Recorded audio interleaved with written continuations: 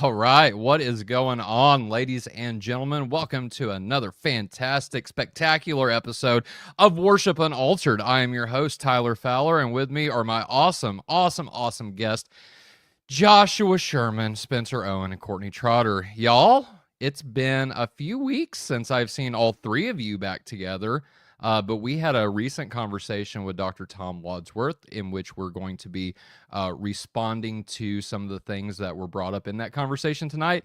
And with Spencer now joining us, we're going to be getting into some of the things we didn't get to get into with that conversation with Dr. Wadsworth. So it's awesome. I'm excited, if y'all can't tell, to have all three of you back with me tonight. And let's just go ahead and dive in. My question is, welcome, first of all. Welcome to our audience. But what did you guys think of the interview? So we spent all this time prepping to have a conversation with Dr. Wadsworth. If you have not seen that episode, please go check that out right after this. And then we did a stream before that, responding to Dr. Wadsworth just in general. Courtney, you guys read his dissertation. You've interacted with his publications, both formal, as in dissertation, and informal, i.e. YouTube videos and things like that. He put out a 7-part series teaching basically the idea of separating worship and edification within the church gathering, right? The ecclesia, the gathering of the ecclesia.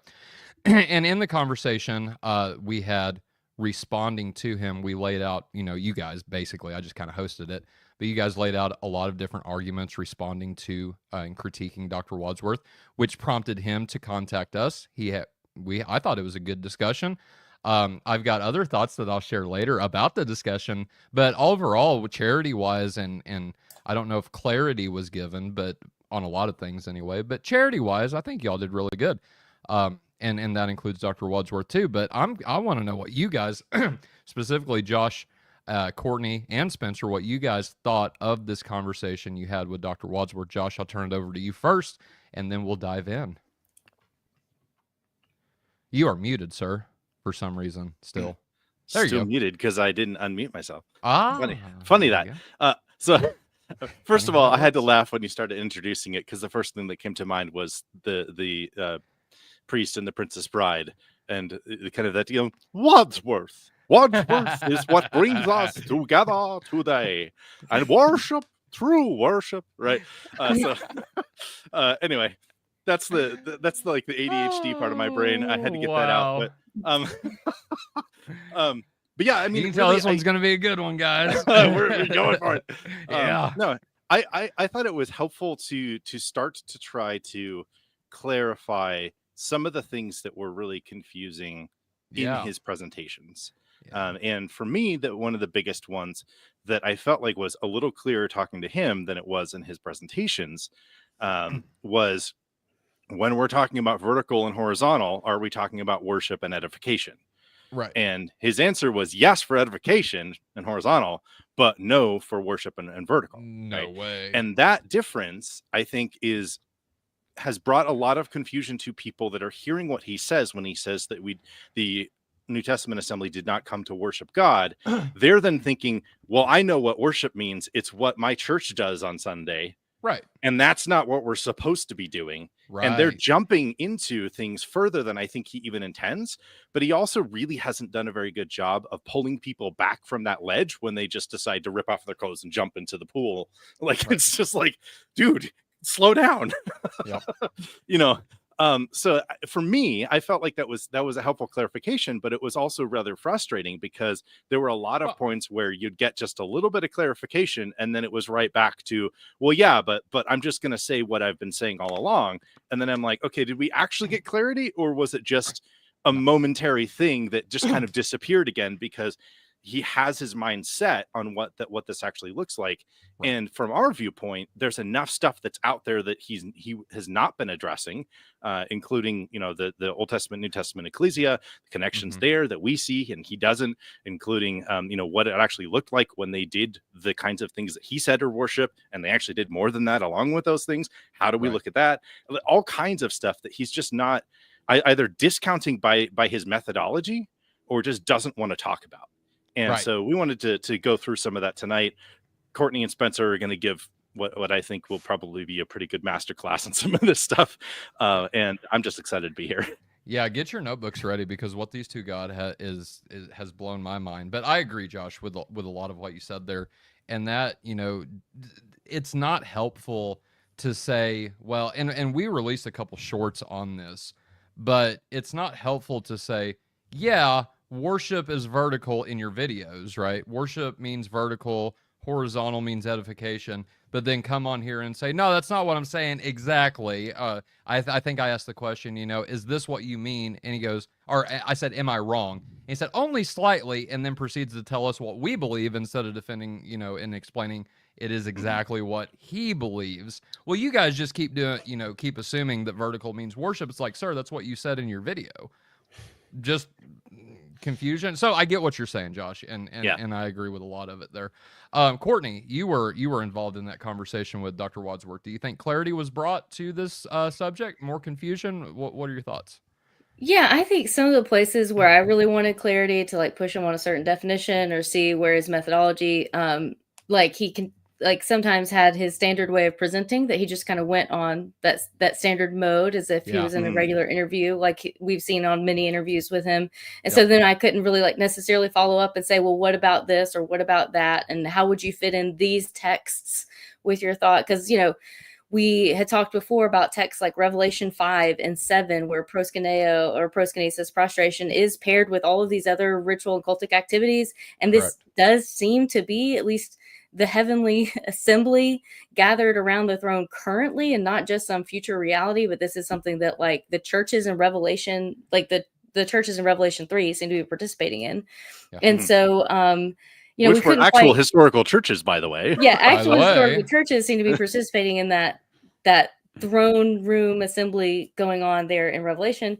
And then also one thing that we're going to get in tonight that hopefully people will find interesting. It's very nerdy for me, you guys, so hopefully you'll find it interesting. But we didn't really get in and drill down on what he means by metaphor or figurative, because those are not necessarily synonyms. And you can't just throw it's a metaphor out related to a specific term or a specific action or a specific like passage of scripture without defining why that has then become a metaphor to you, and then therefore how that metaphor is being applied. Right.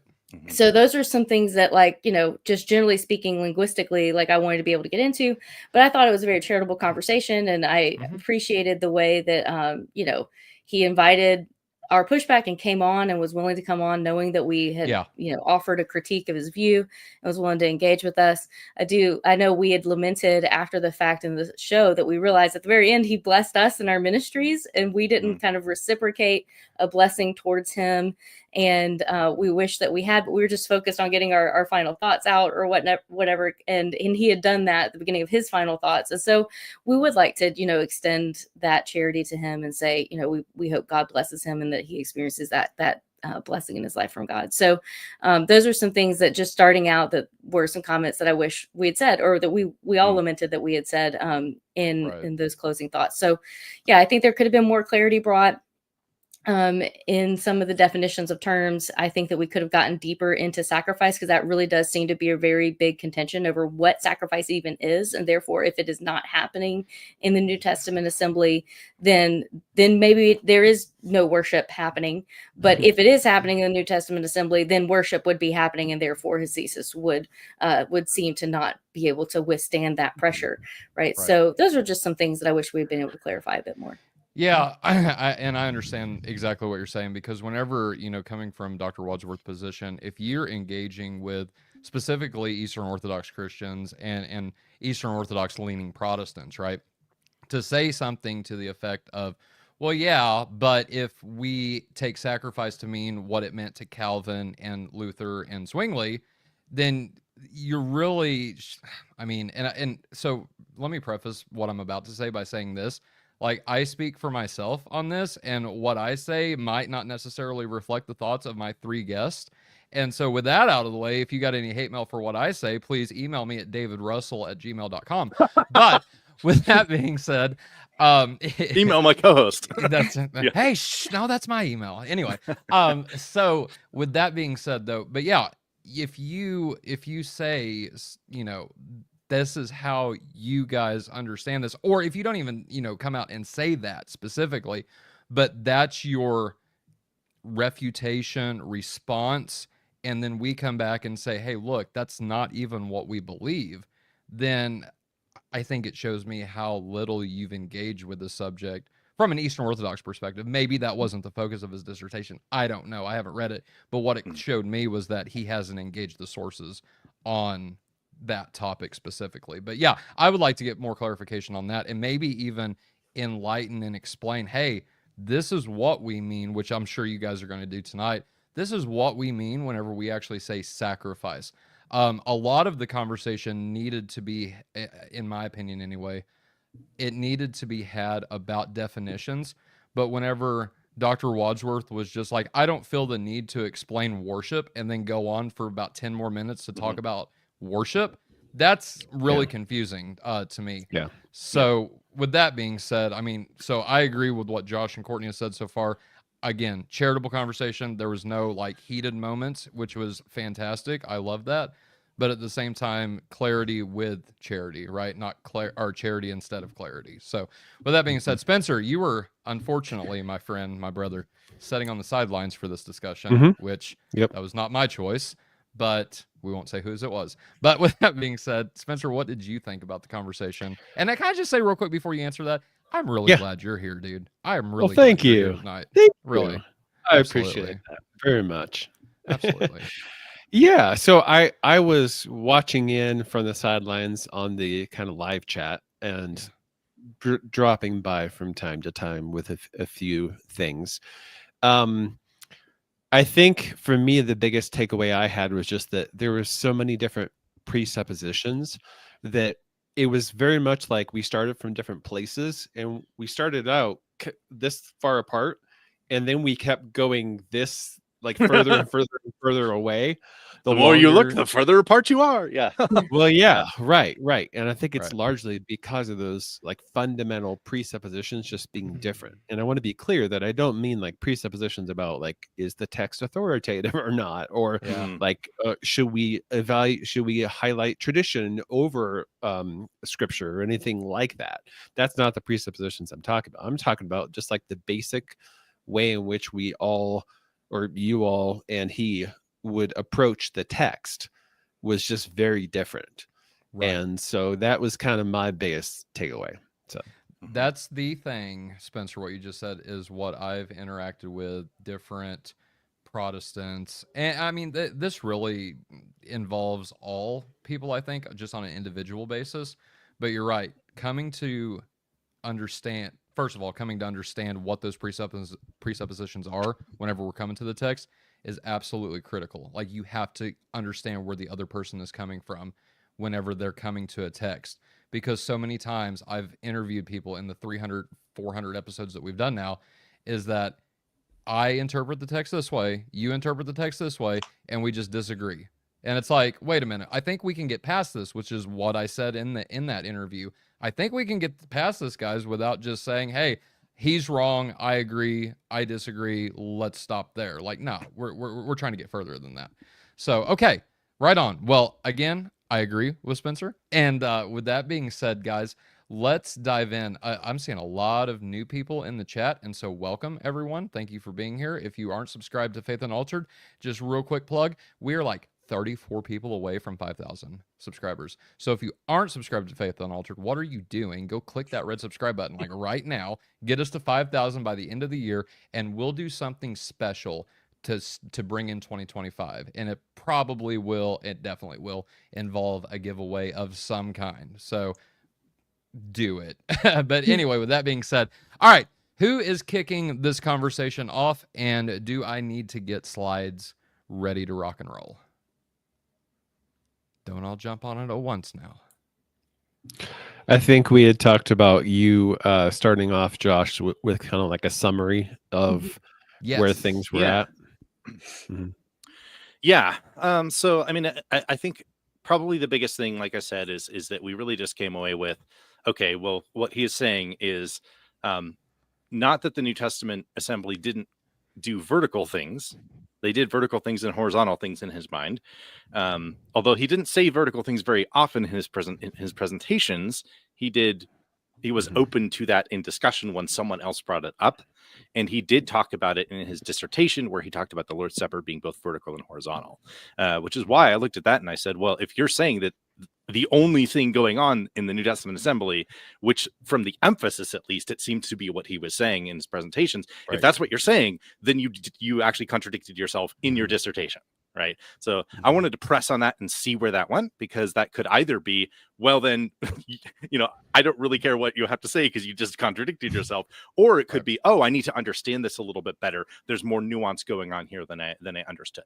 And I think in some of his other interviews with people, when they started to ask questions, like Zach did this on What Your Pastor Never Told You, okay, what about if you're singing a praise song to God? Like, what is that? Right. And he's like, well, that can be edifying too. And, that's a good thing. Like, he wasn't drawing quite as clear lines with the vertical and horizontal.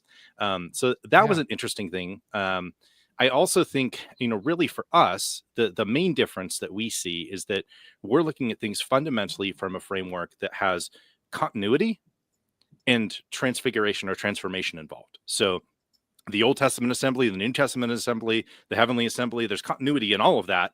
And yet, because of the new covenant, because of Christ, because of what we have through him, what we see in the Old Testament, there is some transfiguration or transformation that goes on in how we engage in that, and how we connect to what God is doing, because it's no longer just, man made in the image of God in that generic sense. And then there's a whole bunch of problems going on, but now we're being remade and refashioned and having the glory and the likeness of God restored in us, and the image of God cleaned out, and all of those kinds of things happening through Christ. Right. That fundamentally transforms so many things. And so we understand there's transformation, but we do not see that as a discontinuity the way that Dr. Wadsworth did. So that, I think, was a really big, just a completely different way of looking at things. And one of the things for us there was looking at it and just saying, okay, if you see the New Testament assembly and the Old Testament assembly disconnected, like, how does that work? Right. Because scripture itself has a lot of things that connect the two, and that connect both to the heavenly assembly, right? And so, I look at something like Hebrews 12, right? Hebrews talks about, like, how are you interacting with God? Well, you've now come to Mount Zion, and you've come to the festal gathering of angels and the assembly of the firstborn, using the word ecclesia, right? So that's the term you want to say for the New Testament assembly, right? Yeah. Your New Testament assembly of people has come to the festal gathering of angels and the New Testament assembly in heaven, which includes the spirits of the righteous made perfect, right? So I don't know how to disconnect the heavenly and the earthly assembly. And if that's the case, and you start going back and looking at the way that the Old Testament set things up, there's no sense of disconnect there either, right? The assembly of Israel was connecting in with the heavenly assembly of God. That's why we have the idea in Hebrews of the heavenly tabernacle, and there's an earthly tabernacle in the Old Testament. Like, all of that is connected. And I don't see how to bifurcate them. And that's not just a linguistic question. You're not going to get a Greek scholar just going to say, well, I just don't know about the connect. That's a biblical theology question. Right. And I think that his whole premise fails utterly at the very beginning on that fundamental biblical theology question. Is there continuity between the Old Testament assembly and the New Testament assembly, between the earthly assembly and the heavenly assembly? Our answer to that would be yes. The clear answer of scripture is yes. And I don't think you can walk away from that. And to give one more example before I pass it on to our main presenters tonight, when you look at Psalm 22, right, you have the speaker of that psalm, right? The psalmists themselves, they're speaking essentially in character. It's like we see that as a messianic psalm. So it's speaking essentially not only in the psalmist's own experience, but also kind of looking forward and through that glass darkly and saying, like, I'm these are things that I see. These are things God is bringing to me, and this is something we believe is about Jesus, right? Part of that is talking about. Boasting about the brothers and sisters that he actually can bring to the heavenly assembly, right? And when you look at that, the book of Hebrews is a huge part of Dr. Wadsworth's whole framework of basically saying, hey, it's a new thing, we're cutting it off, we're going there. I'm sorry, but no, like, Hebrews 2 quotes from this, right? And so you literally have it also uses that liturgicos language when it does that. Yeah, the Yes. liturgeo language. Yeah, And thank you. the ecclesia language. Ecclesia. Yes. That Yes. Hebrews 2 Sorry, and Josh, Hebrews didn't 12 mean is to where cut you off. ecclesia is used. Yeah. Mm-hmm. Exactly. So, you have him saying, so say verse 10, right? For it was fitting that he for whom and by whom all things exist, and bringing many children to glory, so we're involved in this, right? Should make the founder of their salvation perfect through suffering. For he who sanctifies and those who are sanctified all have one source. Sanctify there being hagios, right? Like the terms from that. And what that chapter is and why verse he is is that, not Josh? ashamed. This is Hebrews 2, verse 11 now, or 12. That is why he is not ashamed to call them brothers, saying, I will tell of your name to my brothers in the midst of the congregation. I will sing your praise. And congregation there is ecclesia in both Hebrews and in the Septuagint. And that's translating. I haven't looked at the Hebrew, but I'm sure it's translating kahal. Like, It's translating right? kahal. It is Yeah, translating like, kahal. So again, like this is all fundamentally connected, and it's not just connected because we like the Old Testament. It's connected because the Messiah is the Messiah of Israel. So if you want to start dismissing this stuff, you need to be very careful about just how dismissive you can be with this without starting to say, are you okay with the Messiah of Israel? Right. Yeah. So I'm being pretty pointed with that, but I think it's worth being pointed with it. Yeah. Well, and Tyler, whenever we did our Q&A and we invited, and I'm forgetting his name, the guy who interviewed Zach. Dr. Thank you, Zach. Oh, yeah, Zach. And we invited him on. That was one of the things that I highlighted to him. And so you're absolutely right, Josh, is that it's not just like that we like the interconnectivity of the different like covenants or testaments. It's built into the fabric of creation that the cosmos is a temple, and that the tabernacle reflected that temple structure. And so it's like you could say that, certain things, certain earthly expressions of that cosmic worship are different now or have shifted their form. But to say that it's done and gone and we don't do it anymore, which is what Dr. Wadsworth says, is just cosmically, creationally unsupportable, in my opinion. Right. And it's not just woven into the fabric of creation, like you said. And you can look at John Walton's work where he lays out the temple or the liturgy of creation, which I forget that scholar's name now. I know Carrie's done a lot of work on that book, and stuff like that. But then it's also in new creation, right? Because this is like, it's a recapitulation of what's come before. And again, new creation is just kind of transfiguring, like this is a really great word, transfiguring what is there to reveal it, just more of what it really is. And if we really saw all of this world as God truly sees it, like where we gather as our ecclesia every single week is transfiguring this creation into the new creation. That's what Paul says. He says anyone who has been baptized into Christ is katissis, is new creation. Is there's not like he is a new creation. It's like katissis right now, new creation right now. Yep. And so we are living into that new creation reality every single time we gather. And that's not an Eastern Orthodox, particular to Eastern Orthodoxy. Like N.T. Wright says that. He calls it the hot spots of creation or hot spots of heaven. And that's also the view of, Second Temple Judaism. Like anybody who just wants a treat of biblical studies, please just go and read John Levinson's book, The Death and Resurrection of Israel. It is the best book, in my opinion, on the resurrection that exists. And he says that if you associate death with the temple or death with the tabernacle, you are doing it wrong. Because the temple and or the tabernacle represents the Garden of Eden, which represents eternal life. That death is as foreign to the tabernacle as it is to Eden. So, and that's almost an exact quote. Death is as foreign to the tabernacle as it is to Eden. And that as they enter the tabernacle, it was an intimation of immortality, that this was a foretaste of heaven to come. And so even if we're talking about sacrifices, we are not talking about bloody dead things. Right. We're talking about the life of the animal being in the life of the worshipers, being it and partaking in the eternal life of God. That is what we're talking about at the tabernacle itself. So it is not a bloody dead thing. And so if you think of a sacrifice as a bloody dead thing, that is misunderstanding the purpose of those rituals. It is supposed to bring you into the communal life of God. Go ahead, Tyler. Well, I was going to say, so two things real quick. To that point, this is what Paul means in Romans 12:1. Whenever we talk about being a living sacrifice, right? It doesn't focus on death it focuses on the life and our sacrifice of praise to God, our sacrifice of all these different things. Everything we do, right, is supposed to be to the glory of God.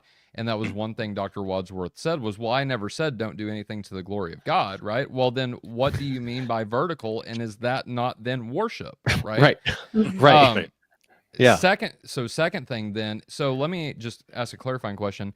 So could it be that Dr. Wadsworth, like, and I'm not trying to insult the guy's intelligence or anything like that, but at the same time, if he would adopt this idea, because we've talked a lot lately on Faith Unaltered about transformation, microcosm, macrocosm, things like that. If he would just kind of adapt this worldview of microcosm, macro, and it's not even a worldview, it's more like an ideology, right? That would maybe fix Biblical a lot theology. of this stuff. Right. Yeah. That might fix a lot of this stuff that he's, and I don't mean stuff, but his work. I mean, I don't want to get griped at for that again, but Yeah, I think that I think this would, I don't know, we haven't fully laid out all of our discussion. We have some points we want to hit, Right. but I do think that Sure. this would be a good point to bring out some things that he hasn't mentioned in his public presentations, but come out in his dissertation and really do set up that methodology that is driving his public presentations. So Yes. as he is surveying the scholarly literature on worship or biblical theology of worship and things like that, he has this framework that he puts scholars into that he's like kind of created himself and that he calls stages. So I'll just walk through these stages right now. And so what he says is that there is this quote unquote worship anomaly, and you've probably encountered that if you've listened to any of his videos, where it's just ironic that maybe not ironic, but interesting that in the New Testament, there's never like a prescription on how to worship God like there is in the Old Testament that you might come across in the book of Leviticus or Exodus, for instance. And so that is what scholars would call the worship anomaly, that it doesn't exist. And so therefore, that's only edification. It's just this one anothering. It's not vertical. But then as scholars go through and try to figure out how to answer this worship anomaly, they fall into one of four stages. And like the stage one scholar just assumes that modern worship terminology applies to what New Testament Christians practiced in their assemblies. And really what he means by that, I'll read you some quotes, is that if you assume that the Old Testament worship is normative for New Testament worship, or the Old Testament assembly is normative for the New Testament assembly, and that is why there's not explicit instruction on how to gather before God, then you are a stage one scholar. And there's assumption, awareness, you ask why, and then stage four is you ask how. And that scholar explores, stage four is the scholar who explores how and when the church first began to apply worship terminology to its assemblies. And so that's why in his presentations, he then says, oh, they didn't do this in the New Testament, and they didn't even do this in the early church. This is something that was a shift that began and really solidified in like the Constantinian period, whenever they became really formalized in their ritual, their liturgy, and their hierarchy. And so if you're a stage one scholar, then you are stuck in this continuity place. And if you're a stage four scholar, you've already accepted discontinuity. So I just like... You should just argue with Paul is my... like, I don't know how to read 1 Corinthians 10 in any other way when he makes a parallel with the sacrifices, which we talked about when he talks about the table and the altar being connected, which I brought up and when he asked me to kind of... He was asking me to kind of defend my position on that, and I'm like, altar is what Paul says. Like I just don't see it, Josh. I just don't see it up there. Anyway, altar is the word that's used. So he surveys all these different scholars who've written books on worship in some way, and one of them is Dan Block, which and another one of them is Alan Ross, and I have personal experience with both of them. Alan Ross was my professor, but also Dan Block's book is a biblical theology of worship. So it is tracing these themes from beginning to end, and also taking it forward. And he does like some early church analysis. Now, Dan Block is a Mennonite. Okay. Now, Dr. Wadsworth, and every single time he analyzes a scholar, he goes into what their liturgical background is, because he thinks that is very determinative for how they're going to encounter these passages and interpret them. Because if they are a high church, like Alan Ross, who's Episcopalian, then they're more likely to see liturgy and continuity. And if they're low church, then they're more likely to fall in line with Dr. Wadsworth. And so that's why he's even said to us, he's always trying to figure out where people really come from. in our discussion with him. So this is his summary of Dan Block's work, who he considers Dan Block to be a stage 1 scholar. In summary, Block's book is built upon his assumption that Old Testament information about temple and cultic practices has direct application to Christian gatherings in the New Testament. All right, so Dan Block thinks that the Old Testament has direct application to the New Testament. Even though he acknowledges that worship terminology is avoided in the New Testament, he nonetheless stays in stage 1, persisting in using the term worship to refer to assembly activity. His flawed terminology and questionable hermeneutics lead his book into a tangled theological mess. One might even wonder if he's leading Christians back into a, quote, yoke of slavery, end quote, to an abolished system of cultic theology. Abolished. Which I think Jesus might have something to say about that. But I would point out as well, Courtney, that all the things you've been describing about these stages and that quote are all from the lit review of his dissertation, which is highly idiosyncratic for a scholar to lay out the lit review, which is trying to like kind of set the table and the tone, and do so in a very, I don't know if judgmental is quite the right word, but like, and like you get his rhetorical feelings, opinions. Yes, about, exactly. Yeah. To do it in a subjectively weighted way, like that's just not the purpose of a lit review. Yeah. And just to read from a scholar who he considers stage 4, which would be where he places himself as in stage 4. This is from this scholar Ferdinand Hahn, who is a mid-century, or it seems to be writing mostly in the mid-20th century.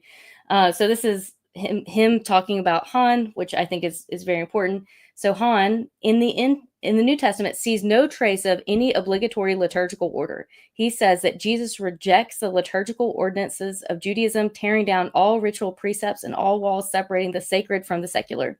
Even in the Lord's Prayer, Jesus removes prayer from the liturgical sphere of sacral language and places it right in the midst of everyday life. In the Sermon on the Mount, Hahn says, it is impossible to overlook the open declaration of war on the cult, where proper performance of the prescribed ritual is all that matters, end quote. Hahn sees that Jesus is making two fundamental points about Jewish worship. It gets good. Okay, he repudiates Jewish observance of the law and its concomitant ritualization of life, and he proclaims the end of the temple cult, end quote. Thus, this is Wadsworth, thus the earliest Christians understood that Jesus taught against sacralization, ritualization, and the cultic way of approaching God. That just fundamentally misunderstands the sacrificial system, top to bottom. And misunderstands the prophets on sacrifice. Sorry. Yes. Yes. Okay. Not only the prophets, but also the Psalms. So, and Leviticus 26:31. Yeah. Like it's right there. To jump into Psalm 51, I'm letting this load here. You have, the psalmist, David, he's in a penitent place after what he's done with Bathsheba and Uriah, right? He talks about the fact that sacrifices and offerings are not what God wants. What God wants is a penitent heart, right? So you can read that and you can say, oh, actually, it's all about the heart. It's not about any of the rest of the things you do. Those things don't matter at all, even though that's what God told them to do, by the way. But then you just go down a little bit in the passage and he starts to say, like, cast me not away from your presence, all of these things. And then, I do not delight in sacrifice, or I will give it. You will not be pleased with the burnt offering, sacrifice of God, or a broken spirit and a contrite heart. O God, you will not despise. And then he says, do good to Zion in your good pleasure, build up the walls of Jerusalem. Then you will delight in right sacrifices, in burnt offerings and whole burnt offerings, and then bulls will be offered on your altar. So the idea that the cult fundamentally misunderstood what God wanted, or was set up by someone other than God, or was just, God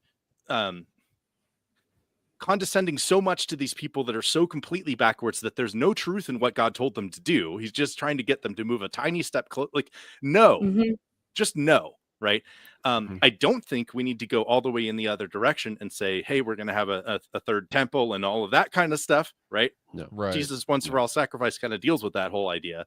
But good gracious. Like, so whenever you say cult, you're talking about like Israel, like Israelite worship, right? Mhm. From the time of Abraham, that when Abraham got called out, all the way to the time of the exile, up to the time of Jesus, right?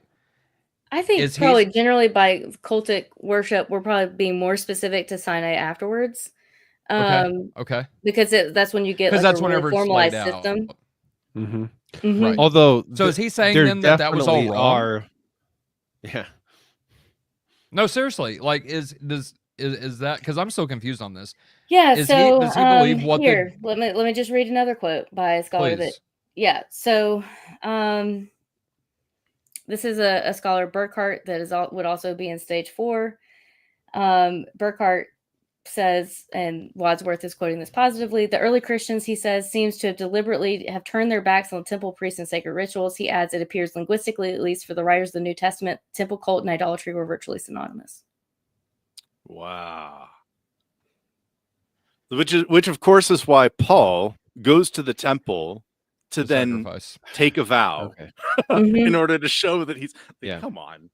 So you quoted that, Courtney, of like typical cult, and which means Jewish, and Right. idolatry, which means pagan. Pagan. Yeah. Right. And he was saying that in a very positive way that reflects what he's done. And it got to be so obvious at one point where I started to like kind of tally and try to like keep track of it, because if you watch his videos, he says the word Jewish and the word pagan next to each other so flipping many times. Like it In happens contrast with so Christians. frequently. He did Yes, it in the yes, interview that we had with him. yes, yeah, at least 3 times that I counted. Yep. I did it in just one video that was one of his hour and a half long videos, and just did the transcript search. He mentioned it over 120 times, and there were 22 specific, and that was in like 22 specific conversations, like different points of emphasis. So he made that distinction over 120 times. There's 22 distinct points of emphasis that like Jews and pagans did this, Christians did this, Jews and pagans did this, Christians did that. And so 22 different things where there was this sharp discontinuity between Jews and Christians. Which is really like the overall, and that's what I mean when I talked about earlier about like presuppositions, like that fundamental perspective that walks into the text of scripture and says all this stuff that's happening over here, that's what Jews and pagans do. All this stuff that's happening over here, that's what Christians do. Like wrong and right. Exactly. And that's, I mean, it's never that explicit, but it is clear enough that if you want to hear it, you can hear it. Yeah. So then there was no people of God from pre-Christ because they were just doing the things wrong? Or would he say that Israel was the people of God? This is why they got sent into exile. I don't know. That's a point where I'm just gonna refrain from comment because I can't get inside his head that far. But I mean, he doesn't give an enough. explanation. He just says it's abolished. It's it's been fulfilled. The temple no longer exists. Jesus prophesies the destruction of the temple, which means that none of this is continuous. See, I guess that's where I don't get it. Is if it's been fulfilled, then that's a positive connotation. It seems to me, anyway. I'm just taking that intuitively. Yeah. And so, anyway, okay. Well, and you also have just the interesting point that, like, pretty much for all of the New Testament writings, the temple was still standing.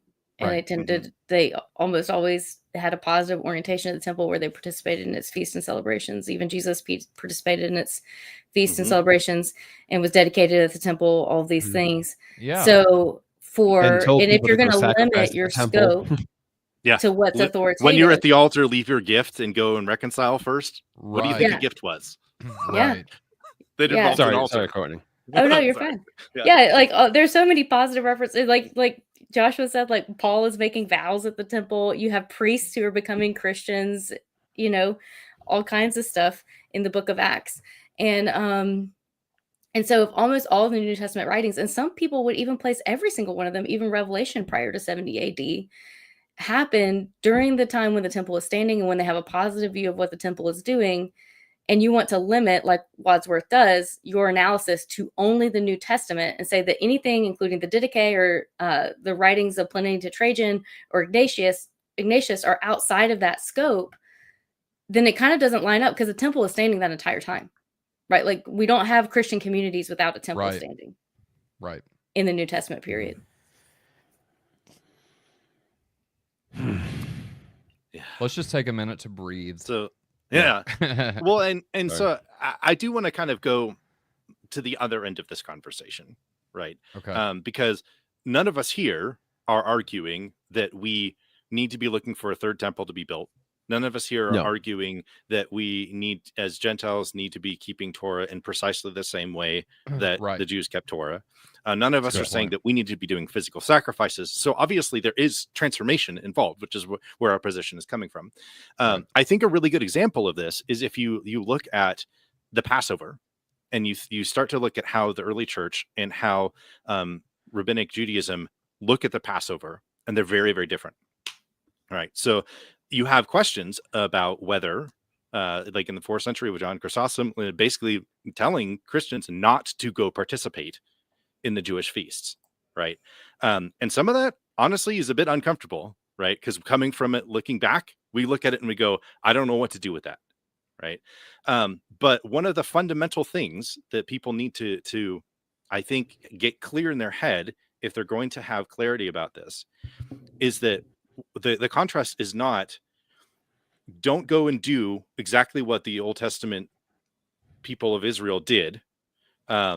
It's don't go and celebrate the Passover in a way that has been shaped by the rejection of Christ, when you can celebrate the Passover in a way that celebrates Christ, right?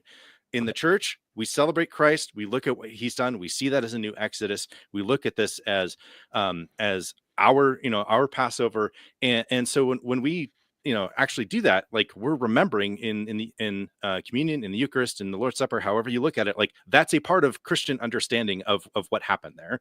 You also, in churches that are a little more traditional, like in the Eastern Orthodox Church, like we have lamb on Pascha, right?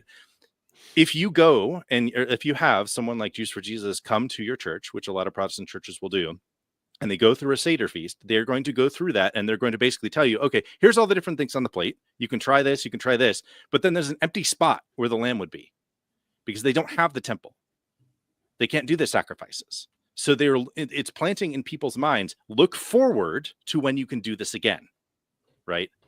That's a fundamental disconnect, looking forward to something that Christ has actually fulfilled, right? So there are disconnects that we see, but the disconnects that we see are not just because there's no continuity. It's disconnects because we see the transformation that Christ brings, right? And so I think it's helpful to understand that we're not just talking about, Old Testament, New Testament. We're also talking about Second Temple Judaism before Jesus. We're talking about how that developed with people that rejected him and with people that accepted him, how then the temple being destroyed, that all developed into rabbinic Judaism. And then the borderlines started to get drawn between Christianity and Judaism more and more and more over time, because Judaism was understood to kind of be this thing that only existed as a rejection of Christ outside of like the Ebionites. And then the Christians that, obviously accepted Christ, right? That whole, if you just compact all of that and think that all of that is the same thing, you are completely going to miss a lot of what you need to understand in order to have any clarity on this whatsoever. So I don't want to talk about the continuity to make people think that we're also not also talking about transformation, but we need to talk about what the transformation looks like. And I know that Spencer and Courtney have a lot of examples of things where, say, for instance, there are things that Dr. Wadsworth would say are metaphorical that we do now that are not really worship, that were also understood to be worship in the Old Testament. So I think we need to talk about that. Yeah. I think that's a great transition. I can do that if you want. What Spencer prepared. Yeah. So do you have some of those slides there? Okay. Oh, I got all of them, bud. Sweet. Okay. So I went through and I started taking a look at, and this is part of Dr. Wadsworth's like core thing that he tries to do in his work, is he says, I'm just looking at the text. I'm just looking at the words that are in the text. And then he kind of limits it to these really narrow, like, set of words. But he doesn't ever really, that I can tell at least, expand it beyond those narrow sets of words to understand the full range of what the sacrificial language in the Hebrew Bible. So, like, for example, there's korban, which just basically means like a devoted thing, more or less. So there's an example here in number 7, where it talks about a bunch of people bringing a tribute to tribute or a bunch of dedicated things to the Lord. So, like when we said earlier about like sacrifices are not just bloody dead animals, we aren't just trying to avoid some kind of icky feeling here. Like, we're going to the actual text and saying, like, the text itself says they brought their offering, korban. So all the things in red are the words that that we're looking at here. So it says they brought their offering. It says it means they brought their korban before the Lord, and that they may use in doing the work. There's the liturgicos, the tabernacle of meeting, or like in Numbers 31, where it says, "Therefore we have brought in korban for the Lord, what every man found of ornaments of gold, arms," and this is like after they had defeated some of the their enemies, and they had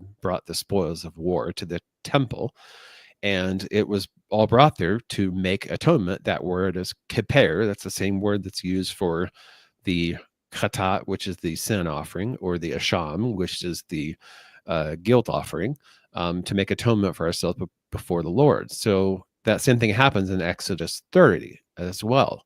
So again, here we have things that in the Hebrew Bible that are sacrifices, that are korban, that are given as sacrificial offerings that have nothing to do with blood or death. Just simply tithe, basically. Yep. Right. Mm-hmm. Could you slide forward? I sure can. Next slide. Oh, right. There you go. So the terumah is the term used for the heave offering. And that is something that we see in, and I want to be clear, like, this is all something that is part of, nice. That's what I always think when I think of the heave offering. Yeah, I like it. yeah. I like it. This is so like the heave offering is also animals, and, and bloody dead animals, so to speak. It is there, but it's also these other kinds of things too. Like, for instance, in that Numbers 31 section I was talking about earlier, it literally says that people are a sacrifice to the Lord. And not in the sense of killing people. No, right. No, This isn't no. human Like, sacrifice. These are y'all. people who are dedicated for service to the temple, or Mhm. the tabernacle at that time. Mhm. Yeah. And then the same thing happens in Exodus 25 and 35 and 36, where they bring all their terumah, their heave offerings, which is basically like a bunch of different, and I cut off the reference there because there's a whole list of a whole bunch of other things. But essentially, these are all inanimate objects. None of them require death to be able to be obtained. So when Dr. Wadsworth says things like, okay, when we gather together, we don't do sacrifices like the old covenant did. We bring our tithes, we bring our offerings, we do that in continuity with the korban, with the terumah, when Romans 12 says, offer your bodies as living sacrifices. That is not an unfamiliar concept to the Hebrew mind at all. Not That's in priestly any way. language. Yes. Yes. Well, there's another example, if you can move forward. Sure can. Just to prove that point, the same thing happens with the tenufah, which is the wave offering, which is part of what happens in the shalamim, which is the peace offering. So like a portion of it is taken apart and then is waved before the Lord, and then is eaten by the priests. And so it's like in this passage in Numbers 8, the Levites themselves, by being the substitute for the firstborn of Israel, are themselves a wave offering. Again, people, living sacrifices. This is not unfamiliar. Next. You want me to go next, Spence? Yes. Okay. There's also things, the nadava, which is the free will offerings, which we will definitely hit more on later because that pops up in Hebrews as well as several other places in the Hebrew Bible. But those free will offerings, so the children of Israel bring all of them, which is a whole bunch of different objects. And then in Psalm 110:3, which is the messianic psalm that the whole of Hebrews is structured around, it says that in the messianic age, people will offer themselves freely. That is the nedava word right there. Your people will be nedava on the day of your power, when the Messiah rules in the midst of his enemies, in holy garments. From the womb of the morning, the dew of your youth will be yours. So all of this is saying that, like, that everything that we see in the new covenant, and we think, oh, it's all internal, or it's all metaphorical, spiritual sacrifices. No, it's been there all along from the beginning. Mm-hmm. The biggest example of this. I was going to say, these are not metaphorical. They're concrete realities. Like, this is a person. Right. Like, yeah. And this is exactly a great example of that. The mincha, which is the grain offering, although it can be used in a general sense, like we see in Genesis 4, for example. They shall bring all your brethren. This is Isaiah describing what happens when the Messiah brings his kingdom. So, and Paul references this in Romans 15:16 when he talks about bringing in an offering of the Gentiles. So it says, they shall bring all your brethren for an offering, for a mincha, to the Lord out of all nations, on horses and in chariots and in litters, on mules and on camels, to my holy mountain Jerusalem, says the Lord, as the children of Israel bring in mincha, and in a clean vessel into the house of the Lord. So there's a direct parallel there between living sacrifices and Jewish, I'm not even going to say it the way he says it, and Jewish sacrifices. So I'm going to pause there for a second. Yeah. Well, and I mean, you also, have that question of the Messianic age, right? And for me, I look at that, and people will debate eschatology and all of this, but when you have in Acts 2, right, Peter says, God has made this Jesus whom you crucified both Lord and Christ, right? He's not talking about he's going to make him Lord. He's saying he is, right? And it's very, very clear. And I think one of the things that I think maybe needs to be clearer to people that are latching onto some of what Dr. Wadsworth is saying is that if you start to take this on and see and disconnect all of these things that we're saying are connected, it's very hard to do that and be consistent with a lot of the other teachers and scholars that you might actually appreciate, right? Can you have inaugurated eschatology? Already not yet, and fit well into what he's doing? Not really. Right, because already not yet involves the sense of Christ on the throne now, right?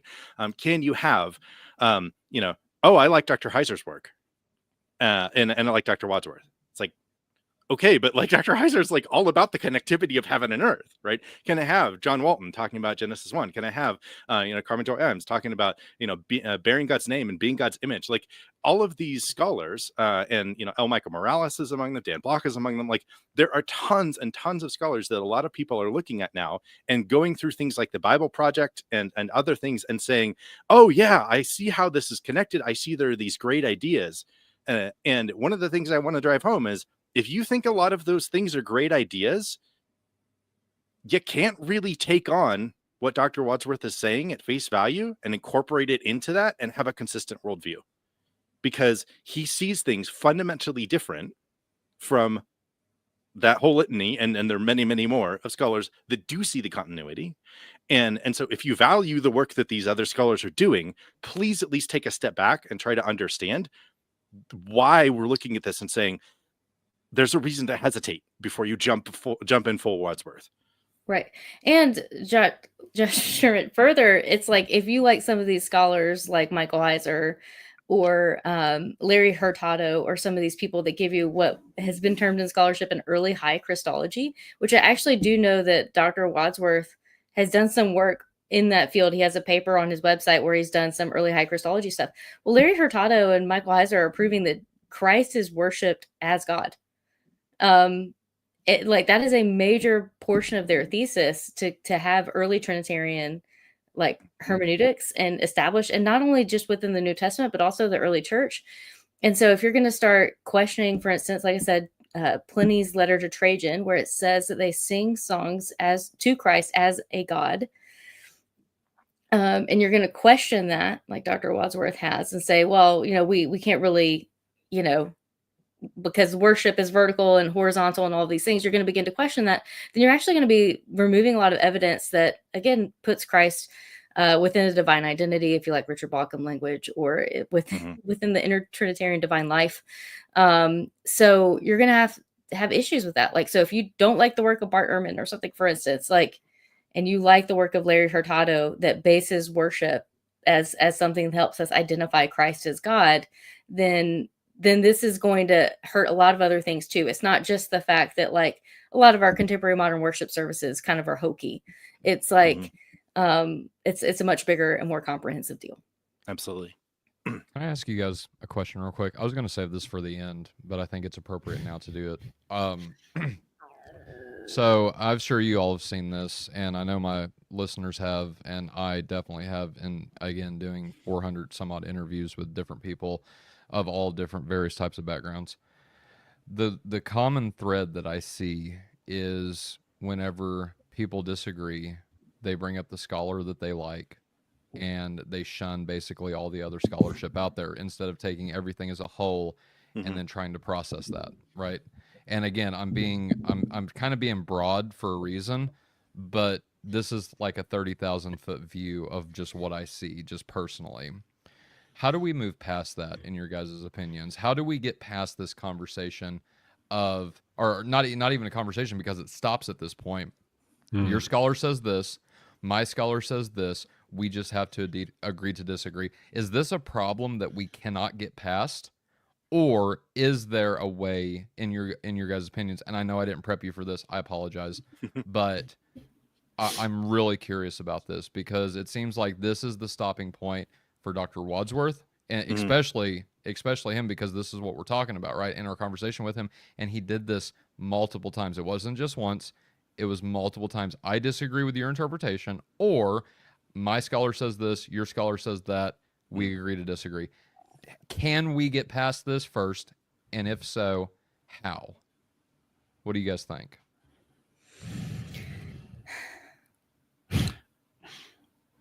I think it's hard when everybody's already kind of picked sides, right?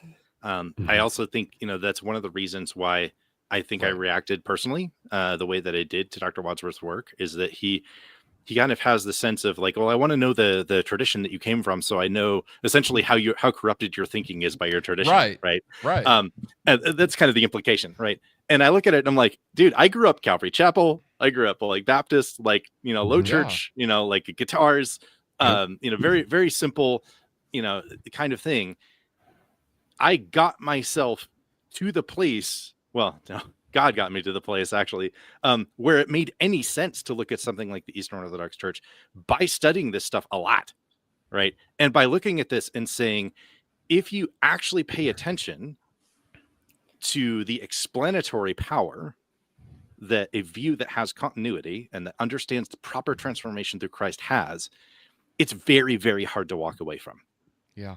And I think that explanatory power is something that frankly, I think we have, because we're coming at things from the standpoint of continuity, and we're understanding how the scriptures are fitting together, and we're not just trying to cut things off and say, well, that's not relevant to me now, but we're really that explanatory power is something I think we have, and I don't think he has. I think he might have explanatory power for people that are looking for why church isn't fulfilling for them, or for why they prefer a particular tradition over another. But I don't think it has explanatory power in understanding the scriptures. I just don't. Mhm.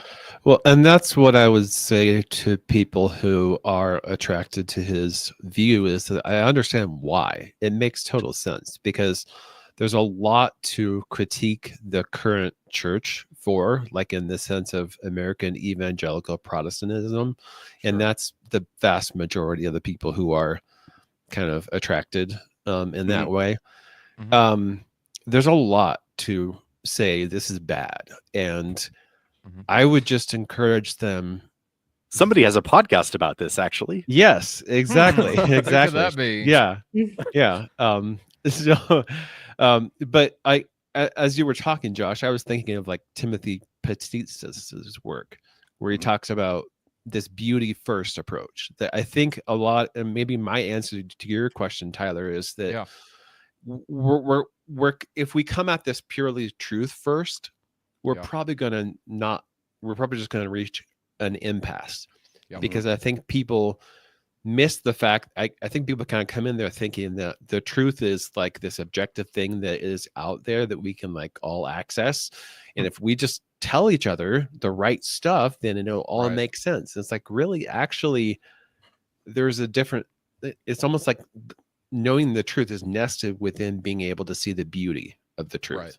Right. Mhm. And that's almost a precondition for rationality. Mm-hmm. So Yeah. I appreciate that, Courtney. Yeah, and that beauty first approach allows you to see, like, is this bringing wholeness? Is this bringing Mhm. unity? Is this bringing Mhm. some of the things that Dr. Wadsworth wants the church to like rediscover? Is it bringing some of this one anothering and communal aspect of that? And I would say, so it doesn't just become like the truth first approach would be my scholar versus your scholar. We can analyze their methodology, and I would say to anyone who has a digital library access, go and get a hold of Dr. Wadsworth's dissertation and analyze the methodology, see if he's consistent across every single word that he analyzes. And Yeah. you can see that he is inconsistent in places if you begin to look at it. And so I could give you the truth first. I could give you the statistics and all those kinds of things. But where is this bringing wholeness and Right. allowing people to actually encounter God? Because if we are a people who have become the people of God through an encounter with him, through a divine encounter with him. And then we've all become changed and have decided to live our lives pursuing God. Mhm. If we then develop a method of gathering together that ignores or downplays that view of theophany, that view of God in our midst, Christ in our midst, that we are people called and brought forth by this divine encounter, then we will be missing something essential to our maintenance of our own Christian life. Right. Mhm. And so Yeah. that beauty first approach of like, we are here to be gathered in the throne room of Christ, so that in seeing him, then we want to become the people who are like Isaiah, send me, right? Mhm. Right.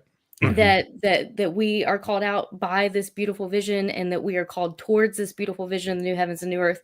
Then whenever we like have a model of church that downplays that, and that's not just Dr. Wadsworth's model where he just wants to limit it to edification, but it also could be some of our models that like where we've said we do think some of the people are latching onto his work because they do see that their church is lacking something and they Yeah. can't quite put their finger on it. And Yeah. he has knowledge of Greek, and it seems to be pointing at something that they feel is true.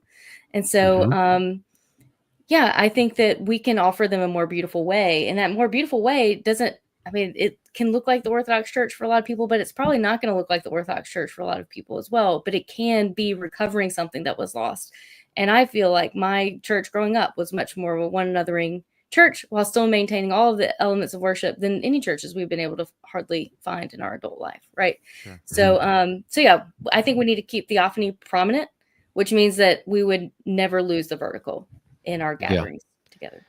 Yeah. I agree with everything you guys said there. And I also, just to add my 2 cents in, I think it's, and again, I'm biased on this, so maybe everyone will not agree with me, and that's fine. We're all biased. It's just a matter of how. That's true. That's true. But I think it's misplaced authority. I think putting authority in the scholarship is the fundamental mistake that a lot of people make, instead of, because we all have this sense of authority. We just need to know where to put it. And for those like Josh, myself, and those inquiring into orthodoxy, about ready to make the conversion, we've found that in the church. And so I used to place emphasis in scholarship and authority within scholarship myself. And I'm not saying don't listen to scholars. So please don't take this as an extreme to say reject scholarship. No, of course not.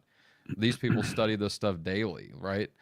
But the problem is whenever we keep studying the same text and we keep coming up with all these different answers, and then you get contradictory answers, and then that's where I think the problem lies, is placing your authority within scholarship instead of the church. Mm-hmm. Well, and like, you do say that about Orthodoxy, but the thing is, Orthodoxy has the scholar theologians as well that were always for that's the right. church. Right. Exactly. So yeah, that's how you get the Cappadocians or whatnot. Exactly. But then they're writing and doing everything in and for the church, and it's directly it's coming out of worship and into worship. Look and yeah. Go ahead. Finish your thought, and then I want to comment on that. Yeah. Yeah, I was gonna say that is kind of a particular thing in the West where we have like always prized the intellectual over the experiential, which means that we end up getting kind of unbalanced, and where the scholars are always correcting the local church, but the local church is never necessarily correcting the scholarship. Yeah. You look at the first 1,000 years of church history, and even up into the 1500s as well. Who was your scholars? It was the ones that were in the church, especially the scholars of biblical theology, interpretation of all these different things. They were the teachers of a parish. Specifically, all the saints were priests, pastors, bishops, deacons. It was people in a leadership role within the church. That was your scholar. And I think that's where we've split off, and a fundamental flaw has crept into Western and even sometimes even in Eastern thinking. Though it's definitely prominent in Western theology. So, yeah, I think that, thinking about things in terms of the 4E neuroscience, right? When John Vervaeke talks about things and he's saying, there are different ways of knowing, right? It's not just propositional, that we need to move into understanding, procedure. We can have knowledge about how to do certain things. And in doing that, we also then take on a perspective, and we can have perspectival knowledge where we understand something from a particular point of view. And all of that gets wrapped up in participatory knowledge that we know by doing. Right. And so a big part of this for me is looking at it and saying, it's not just about going to the books, which I obviously like. It's not just about, the scholars that say this, going to the text and all of this. It's about the lived experience of worshiping God and serving God, and then saying, okay, how does that shape who I am? How does that inform how I understand the text? And so for me, all of that together is what then shapes things. And when you pull the one out, you end up with something where it's like you're trying to think your way into the whole, but the whole isn't framed by thinking. And that's where I see a major problem with the disconnect between what came before and what we have now, is that the worship of Israel was given by God and was done for the reason of shaping them into the kind of people who would be able to reflect his creation well, who would reflect him to creation well. And that there's a reason why it is so liturgical, because creation is liturgical. And I mean, I think, like, I know Dr. Wadsworth talks a lot about the John 4 passage of worship in spirit and in truth. But the thing is that that's always been the case, where it was always about worshiping in spirit and in truth, like in the Shema, which gets recited again in Deuteronomy 10 and 11, where it says, Latreo, which is the word for sacrifice.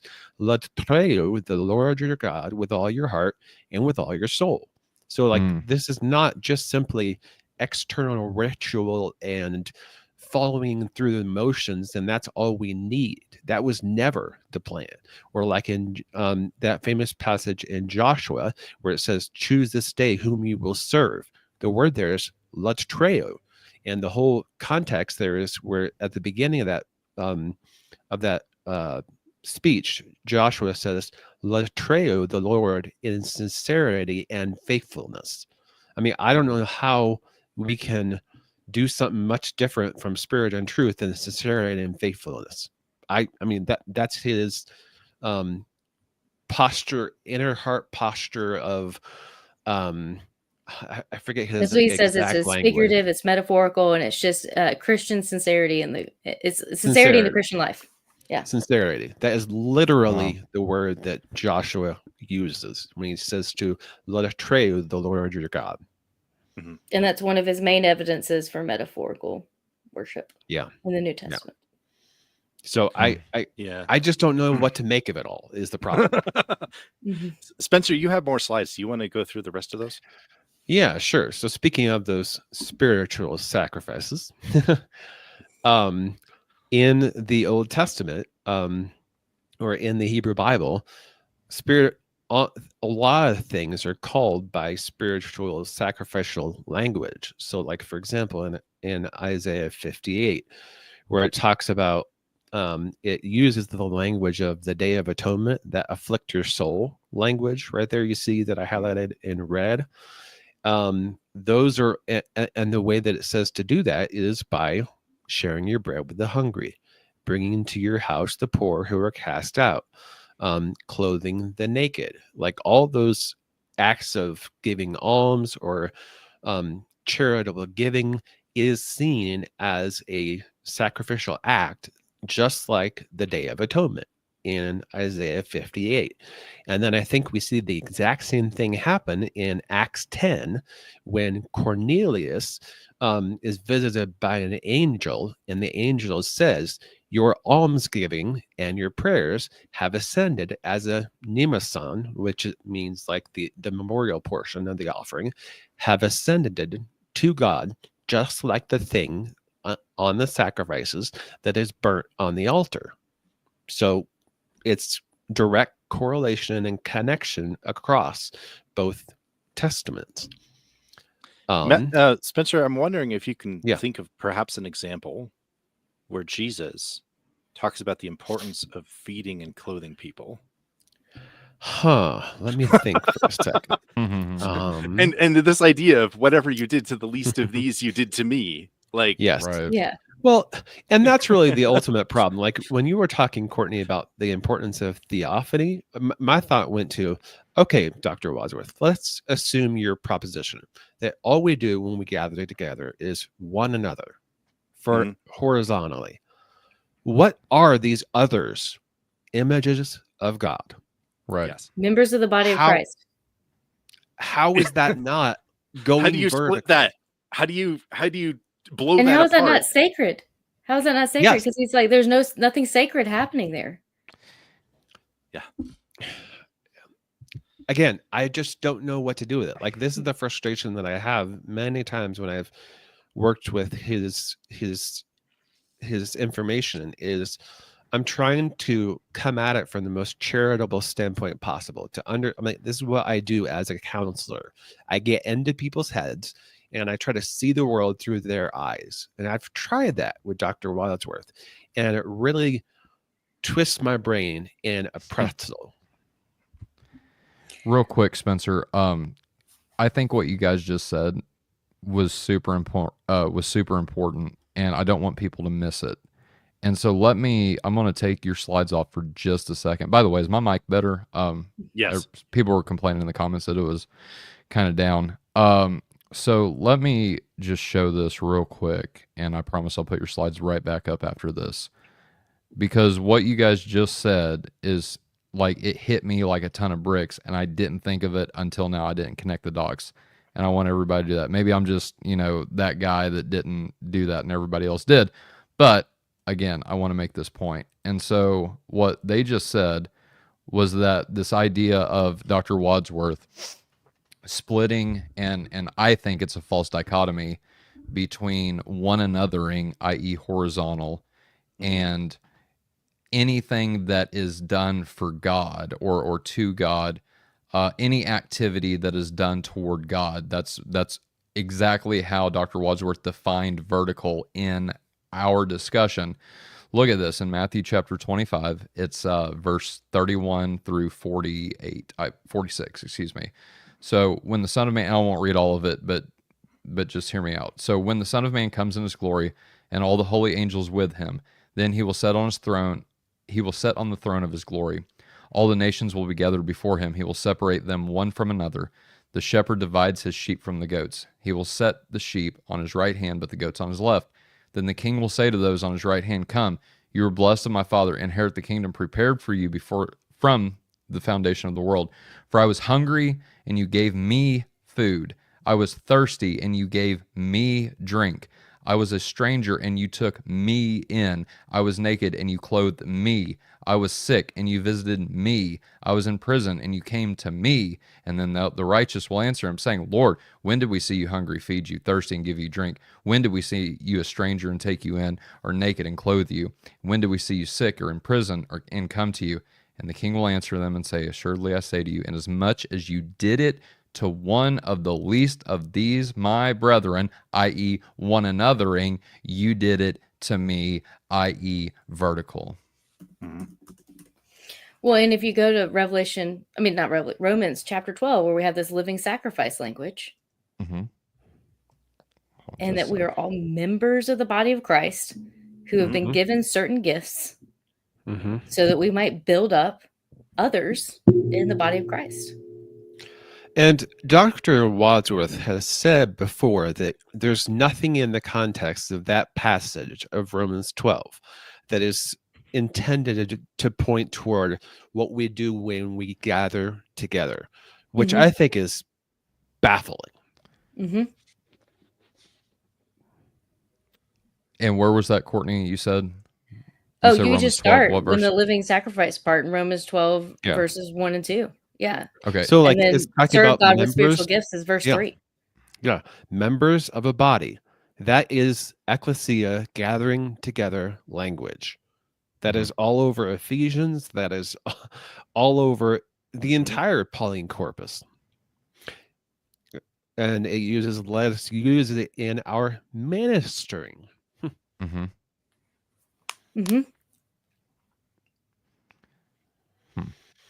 And and he says that, 1 Corinthians 14, where you get the spiritual gifts list, is his modus, his primary text for what should be happening in Christian gatherings, where we have all this one anothering with spiritual gifts. Well, Romans chapter 12 is a direct parallel to 1 Corinthians 14. Yeah. With the list of gifts. Yeah. Couldn't possibly be related. That's what I mean when I say I'm really trying. We have spent a lot of time trying to wrap our brains around what's going on here and trying to see this in the most the light that makes the most sense of somebody who has clearly done a lot of work. He has invested a lot of time and a lot of scholarship, and has done a lot, and has gone through a PhD program. He clearly has earned some level of respect. And I'm trying to figure out how it all makes sense and fits together. And I really, really struggle. And to say it just isn't good enough. No. It's not just not connected is not good enough. Not when we have the continuity across the Testament. So if we could go back to the slide. Absolutely. Absolutely. So in addition to the almsgiving and acts of charity, there's also prayer and fasting. So Psalm 141:2, let my prayer be set before you as incense, which this sounds a lot like Revelation 5:9. Sounds an awful lot like that. The lifting up of my hands as the evening sacrifice. That's the tamid, which is the twice daily burnt offering. So wait, hold on. This is in the Old Testament. Right. Huh. So sorry, that's no, that's fine. That's the point with Dr. Wadsworth keeps leaning in on worship in spirit and in truth. And I'm okay, but I don't think it means what you think it means. This whole idea of worshiping in spirit was always the case. And so, in Proverbs 15:2, the sacrifice of the wicked is an abomination to the Lord, but the prayer of the upright is his delight. So there's the Hebraic parallelism of the two things being the same thing, the sacrifice and a prayer. And then also in Isaiah 56, which this is something Jesus quotes when he cleanses the temple in John 2, when he says, my house would be a house of prayer. That house of prayer language is right there. It says, the sons of the foreigner who join themselves to the Lord to serve him. That's a sacrificial word there. It's douleo, I believe, in the Greek translation. To them I will bring to my holy mountain and make them joyful in my house of prayer. Their burnt offerings and their sacrifices will be accepted on my offer. There is no distinction here between prayers and burnt offerings. A house of prayer is a place where you offer sacrifices. Full stop. But also not just prayer, but praise, hymns, and songs. Psalm 119 and 108 says, except I pray remember the tenufa, the free will offerings of my mouth, O Lord, which is something that Hebrews 13 picks up on and quotes to that when it's talking about the sacrifices that we offer. We offer free will offering sacrifices just like they did back then. But I will sacrifice to you with the voice of thanksgiving. This is Jonah praying from the belly of the whale. I will sacrifice to you with the voice of thanksgiving. The belly of a whale or great fish, whatever, is not a temple. It is not a literal temple. It's not a in the sense that Dr. Wadsworth uses it. I will pay what I have vowed. Vowed there is cultic sacrificial language. So again, we have this common theme of singing praises, singing hymns, singing songs is part of what worship of Israel's God has looked like from the beginning. Which is why, just to add on to that, Spencer, whenever we had our discussion with him and I quoted Lozano's quote, and I'll go ahead and requote it here because you're making a very good point, and I don't want people to miss that these things that Dr. Wadsworth called as metaphorical sacrifices, which are prayer or living sacrifices of people, or praise, he called those spiritual sacrifices or metaphorical sacrifices. And so therefore those are not real sacrifices. But as you can see, we're quoting the Old Testament to show that the Old Testament and the Old Testament, they think that these are sacrifices. This is just part of the offerings that one could devote to God. And so I quoted him Lozano, who in his work on the proskinesis of Jesus in the New Testament, where he shows that Jesus is receiving proskuneo or receiving worship like the Lord in the Old Testament did, like Yahweh in the Old Testament did. Therefore, he's making a divine connection there. But Lozano's definition of proskinesis says that along with associating proskinesis with sacrifice, proskinesis of God is also linked with various types of praise, such as blessing, hymn singing, and thanksgiving, and to a lesser extent, petitionary prayer. And whenever we asked Dr. Wadsworth about it, he just said he had talked to Ray, he called him Ray, and that he just disagrees with him. Well, this is why someone like Dr. Lozano, who did his entire dissertation on just the word proskinesis, would make such a claim. It's because he has these verses to back it up. Yep.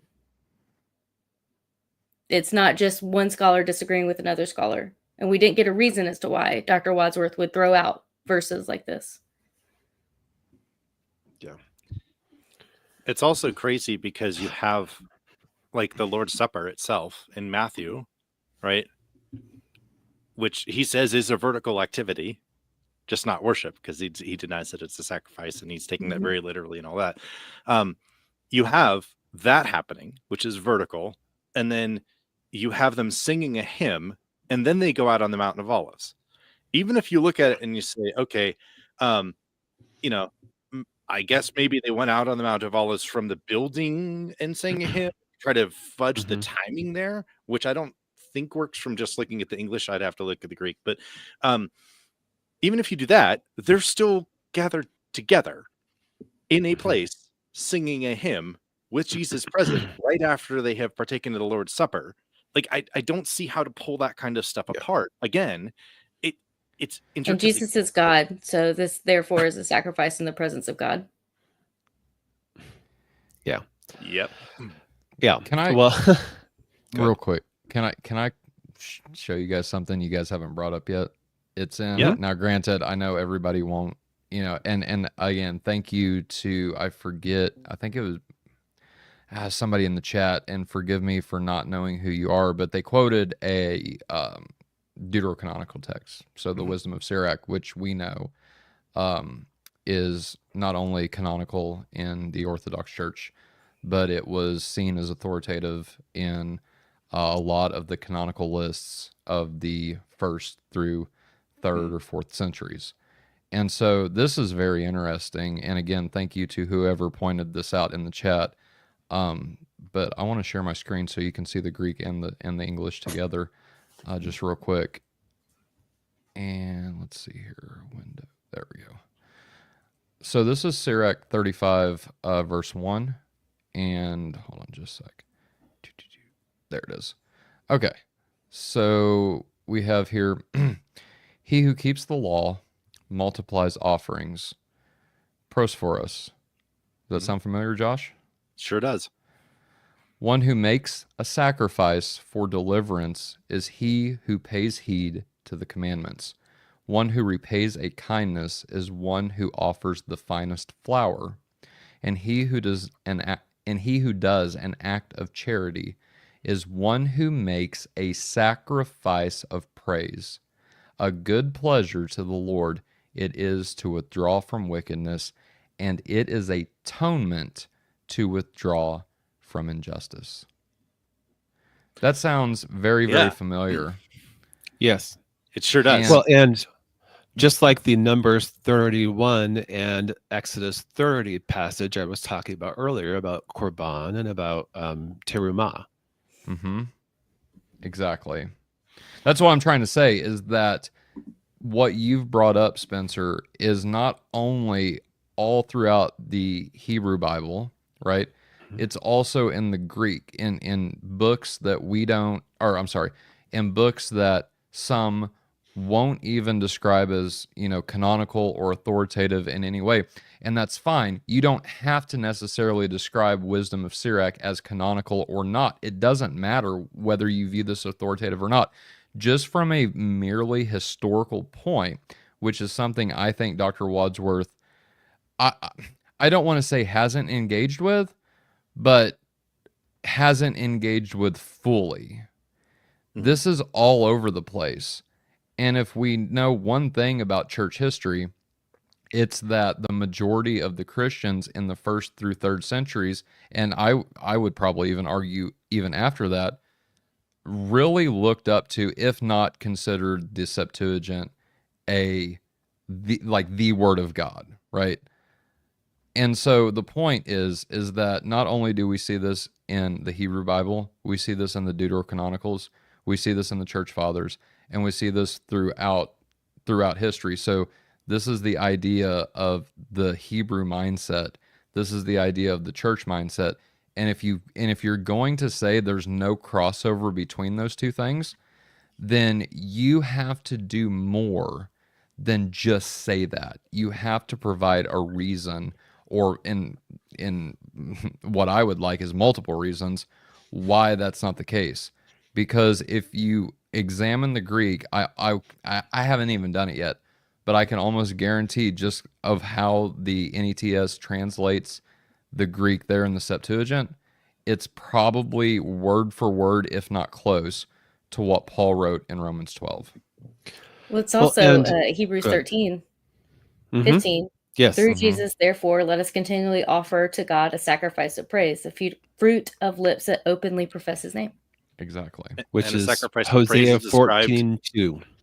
Exactly, Josh. Mhm. The Yep. sacrifice of praise is described as what? We just read it. in Leviticus Yes. 7. Yeah, right. Well, Yes. and Dr. Wadsworth should be all over what you just said, Tyler, because he keeps talking about anachronism, about reading like older traditions backwards into the text.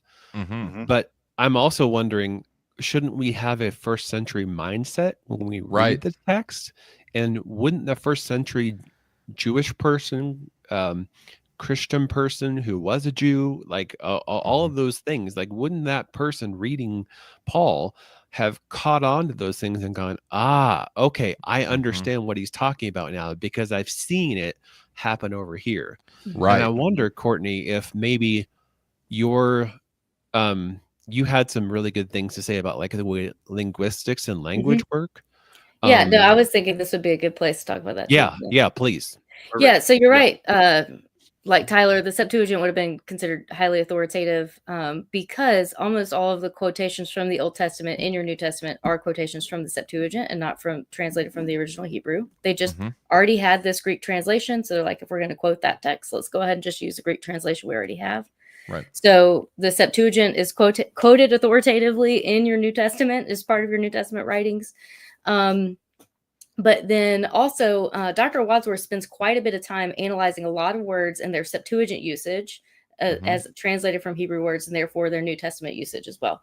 And there's a couple of methodological flaws that I see in that. One is that the Septuagint, the way that he does it is he'll say something like the Hebrew word avad is translated or is used 196 times in the Septuagint with God as the direct object. The Hebrew word avad is the word that's typically translated to work, serve, or worship. Okay. So generally it's translated to work or to serve if we're in a kind of non-cultic context, like, you serve your master, or you work in the fields or something like that. It can have secular use. Yeah, it can have a worship use in this case. Gotcha. But if God is the object that you work or serve God, then Dr. Wadsworth says that it would be a mistranslation then to therefore translate avad as worship, right? Because that gives it a different sense that all of a sudden you've transferred over into something else. I see.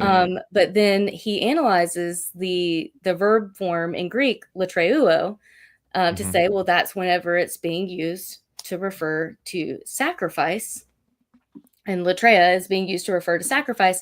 And some more common word like doulos or douleuo would be used whenever it's in those more like, non-cultic context, like working in a field. However, it's like 196 times where God is the object. I think this, if I remember his statistics correctly, and something like 70 something times douleuo is used as a translation. So then it would suggest that latreuo is not the exclusive use when God is the object, right? So there's a couple of reasons there where it's just like the way he's working the statistics with the Septuagint usage is interesting, but also something that people don't know about the Septuagint is one that, like I said, it is seen as authoritative by the New Testament authors themselves because they're using it as quotations. But the other is that the Septuagint doesn't have a single translator. Right. So presuming that those 196 times where God is the object, that you're having one translator sitting down who's using this term very consistently is a presumption. Okay. It's whenever we're doing biblical studies, you always need to look at context, the context of the immediate passage, the context of the immediate book. Then you look at the context of the author. So if we're talking about Pauline scholarship, you look at how that one word is used in Ephesians. Then you look at how that one word is used across Paul. And then you'll broaden that out to see how it's used in the New Testament. So that's your context. Right. Well, if we don't have the Septuagint translators, like one translator sitting down and doing one book, or even a committee like we do today, sitting down and doing the whole, Old Testament, then we can't say, well, we can really arbitrate between douleuo and latreuo like that. And not only are there different translators, but there are different translation philosophies in the Septuagint, which a lot of people are unaware of. So there are some books that have a more what we would call rigid or wooden or word for word translation that looks like the NASB or the ESV if we're looking at English translations today. And then there are some books where this thing is like, it's so dynamic. You're like, are they even translating the Hebrew? Right. At times. And Isaiah would be one of those books that, there are dissertations written on the Septuagint translation of Isaiah and how it corresponds to the Hebrew and what they might be doing there. Yeah. So if you're going to just kind of, I'm not saying this was his methodology necessarily. Yeah. So Spencer dropped in the chat. The statistics are 78 times latreuo is used with God as the object and 61 times douleuo. To me, that does not say that you can say douleuo is only used in non-cultic context. Right. Like that's And just that's not cited from significant. his dissertation. Yeah, Oh wow. Okay. that's from his own dissertation. Yes. To your point, Courtney, please correct me if I'm wrong on this, but from my understanding, there's not one Septuagint. This is a cumulative book that has been brought into being, I guess, from different sources. And what I mean by that is not necessarily different authors, but like, for example, the NETS, the New English Translation of the Septuagint, has two different Daniels. One's Theodosian and one's the Old Greek, I think is what it's called. I could be wrong on that. Don't quote me. But anyway, the point is and then sometimes you have Paul quoting something from what we presume is the Septuagint, but then you go look it up in the Septuagint and the Septuagint is totally different, right? And so the point I guess I'm trying to make too is that there is no one Septuagint, right?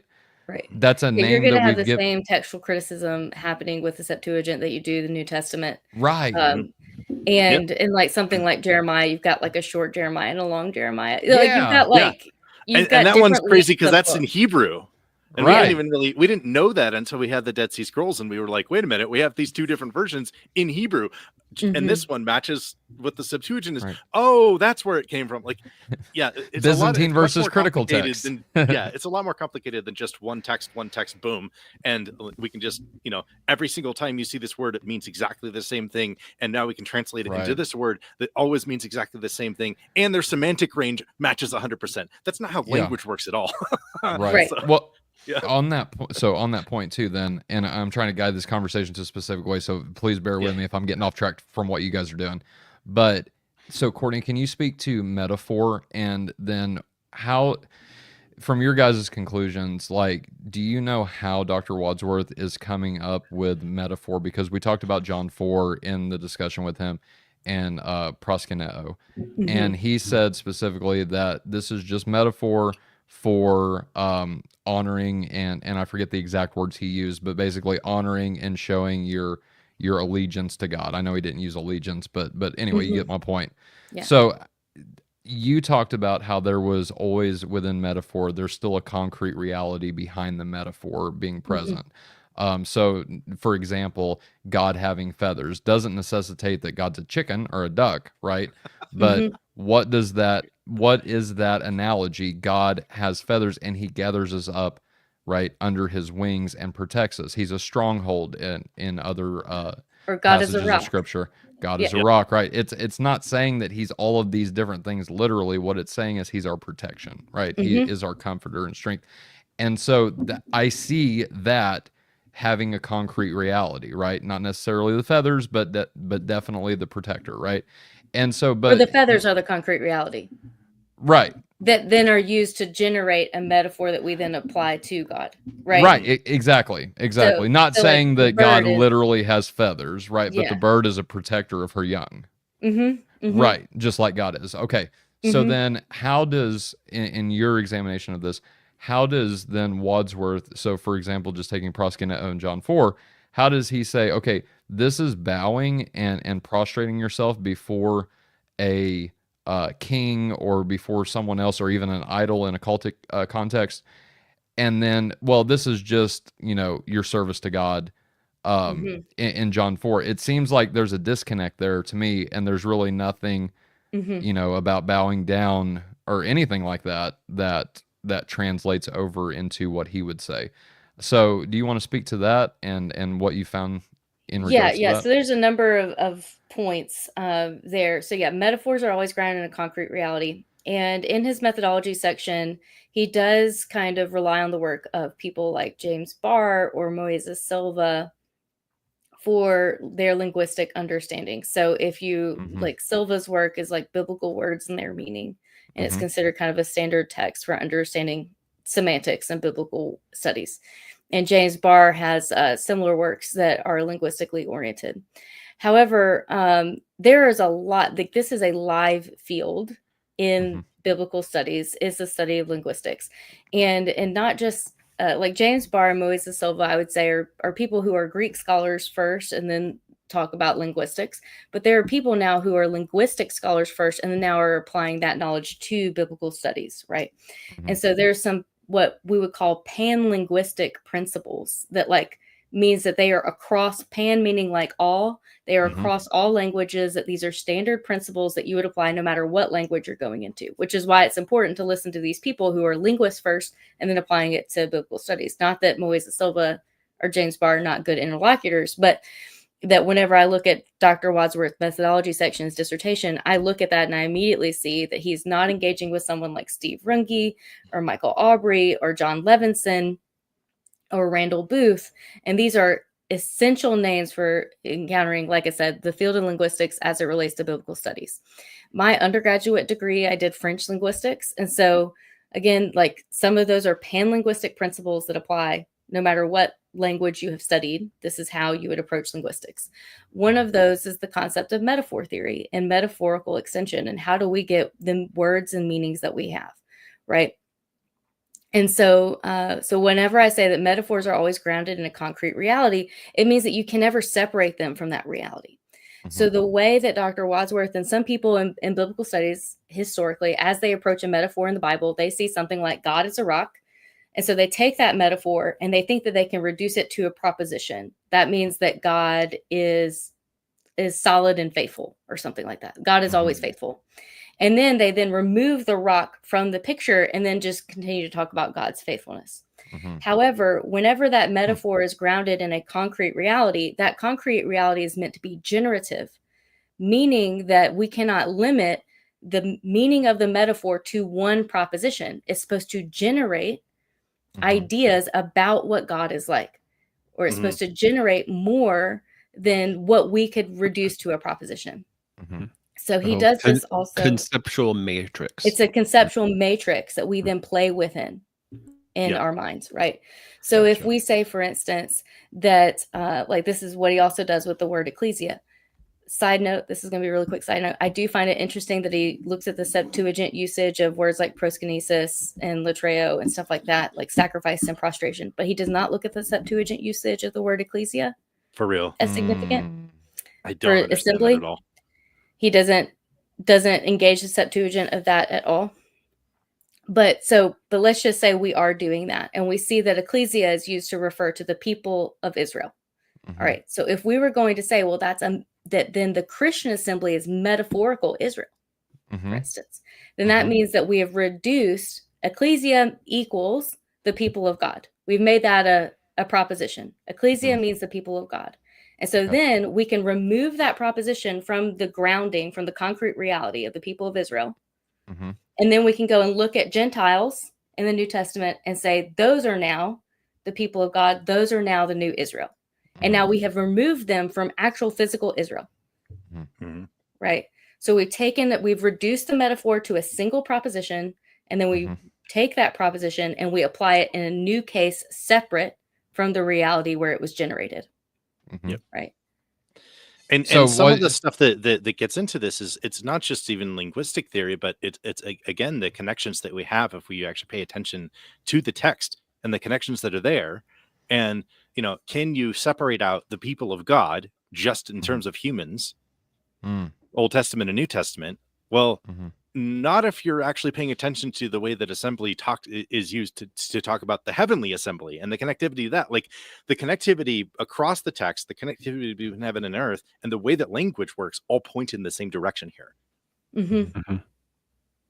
Right. But he is at least saying it's the people of God in the Old Testament. So therefore the New Testament assembly is just Christians.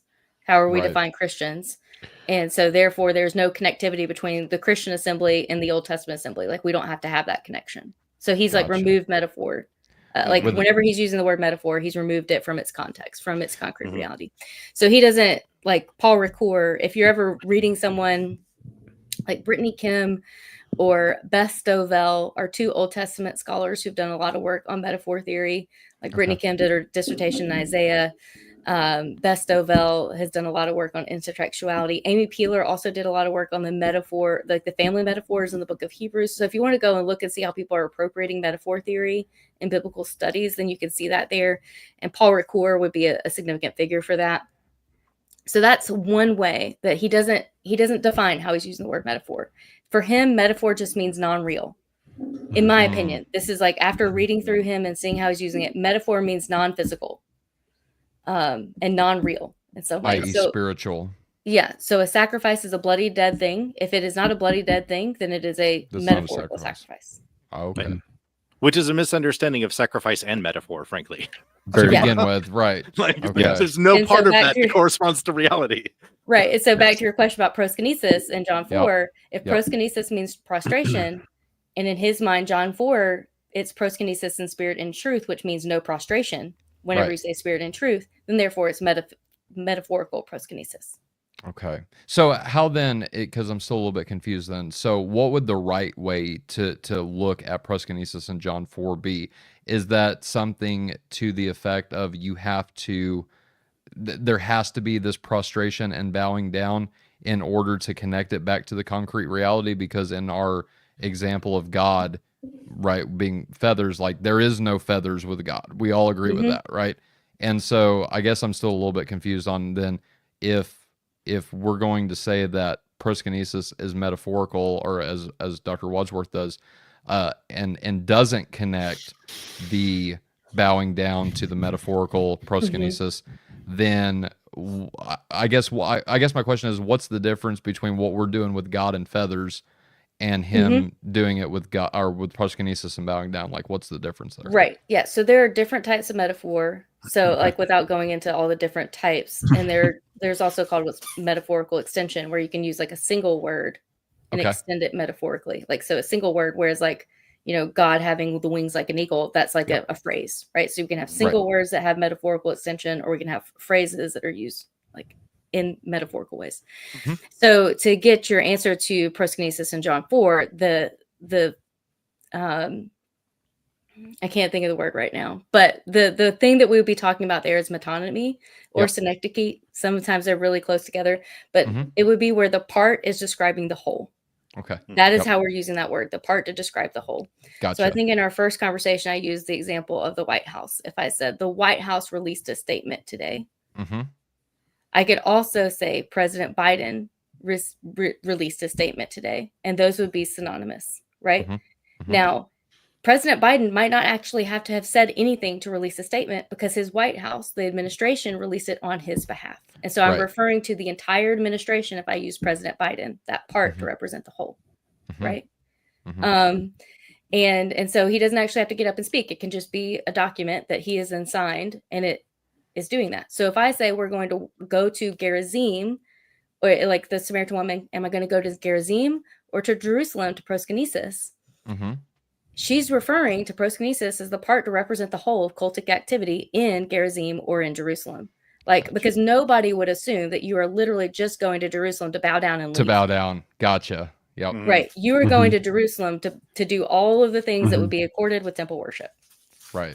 And so that is that particular type of metaphor, which is called, like I said, metonymy, where the part represents the whole, or synecdoche. I get those confused. They're very close together. But one of those, you guys look me up and check me on that. It's one of those.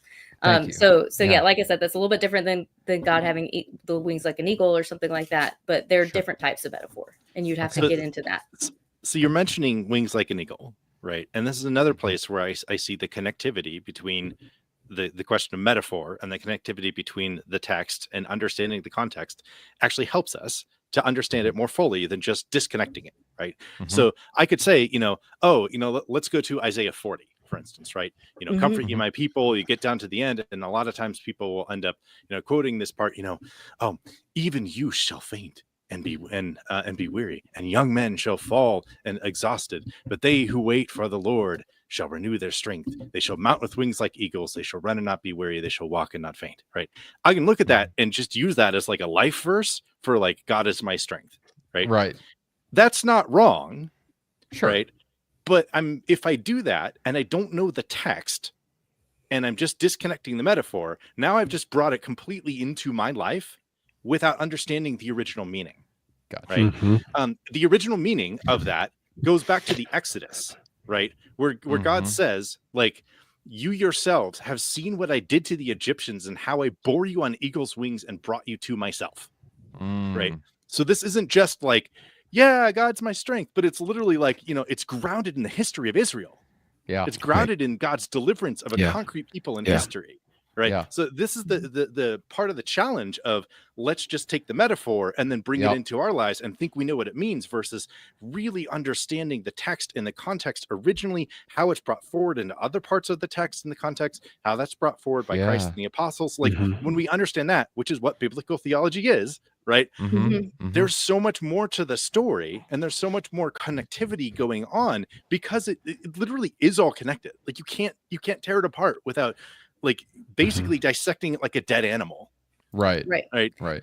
Yeah, and It seems to Amy's comment right there that she doesn't think the writers of scripture were avoiding detail when using what we now call metaphor. I think it's backwards. They were using material truth to convey spiritual truth. And that's exactly what I mean by the word generative, that metaphors are always supposed to be generative, that you cannot limit them to one proposition because words mean more than what they mean. Like we even have that sometimes in our own, like, not just with scripture, like we don't even need divine inspiration for scripture, but there are times when it's like, oh, wow, somebody preached that sermon 3 weeks ago and then it like something happens in their life. And all of a sudden that sermon that they preached basically becomes a sermon to them. Right. Yeah. You're like, wow, they didn't know what they meant at that point in time, and like it takes on a whole new meaning, right? Because it's supposed to be generative. Yeah. Well, it seems very subjective and like arbitrary to take, to look at something in the Bible and then apply it to yourself and then just dissect or disregard everything else, the historical value of that statement in its context. Go ahead. Your example, Courtney, of the White House is a great one for that generative capacity there, where like if I'm going to reference something about the White House or the president, I'm not going to go into excruciating detail about all the constitutional amendments that got the president there, or how the president executes his office, or what exactly is what is written on the Great Seal of State that is on the podium that the White House, so to speak, speaks from. So I want to acknowledge that it is an obvious reality that there is not a really rigorously detailed blueprint like we see in Leviticus for the worship that we see in the New Testament. That is inescapable.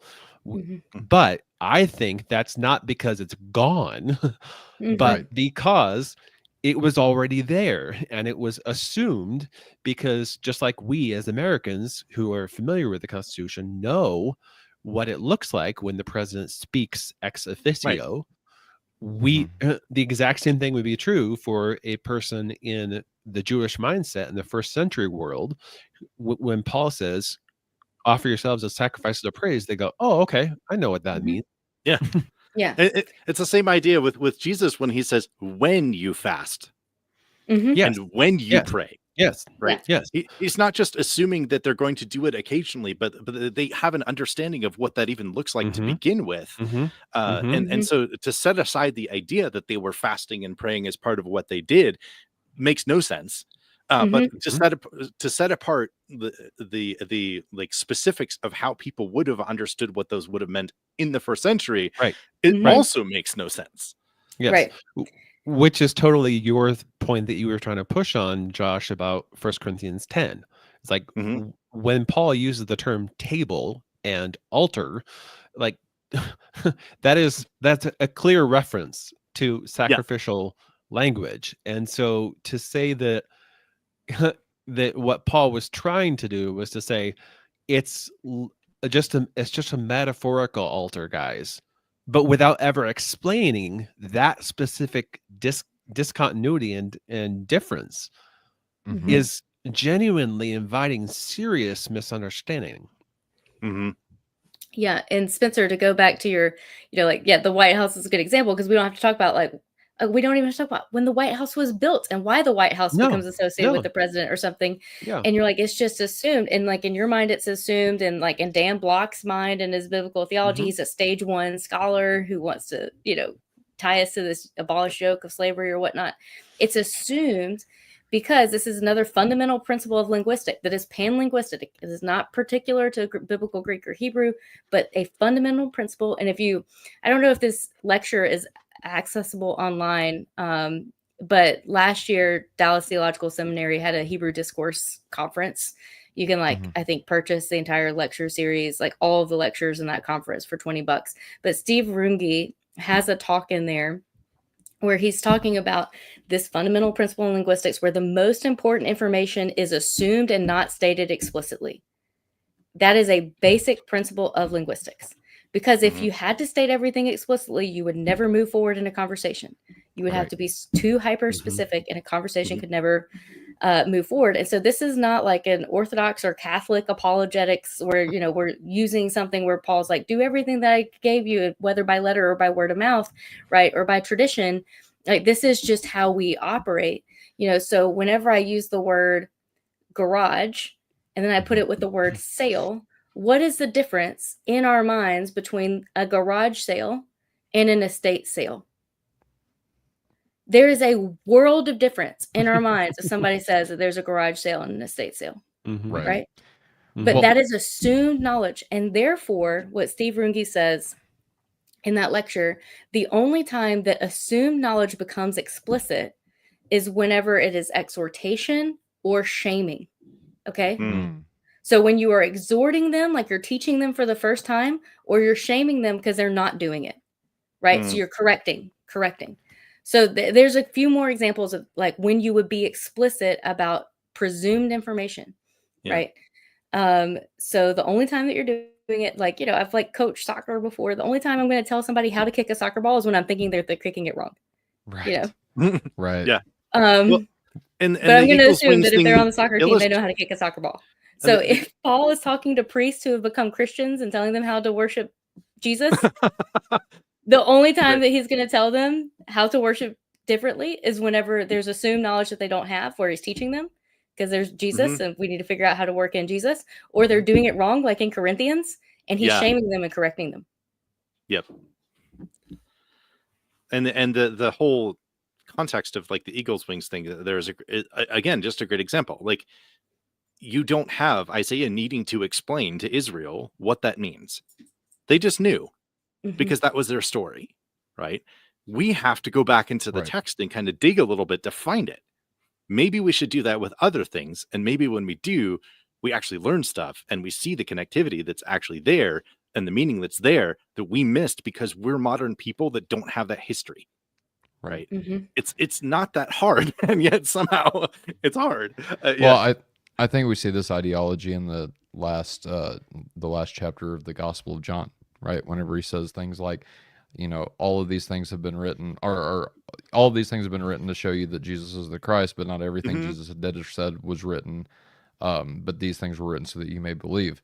And so I hear what you guys are saying, and I love it. And guys, I hate to do this, but we are at that 2-hour mark. And so let me say my last little bit, my slide. No, I definitely want to give everybody a closing. Yeah, definitely. Go ahead.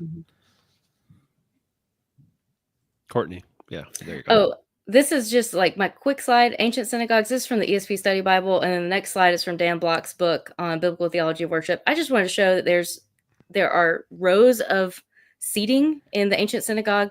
There are sacred tables. You can flip to the next slide.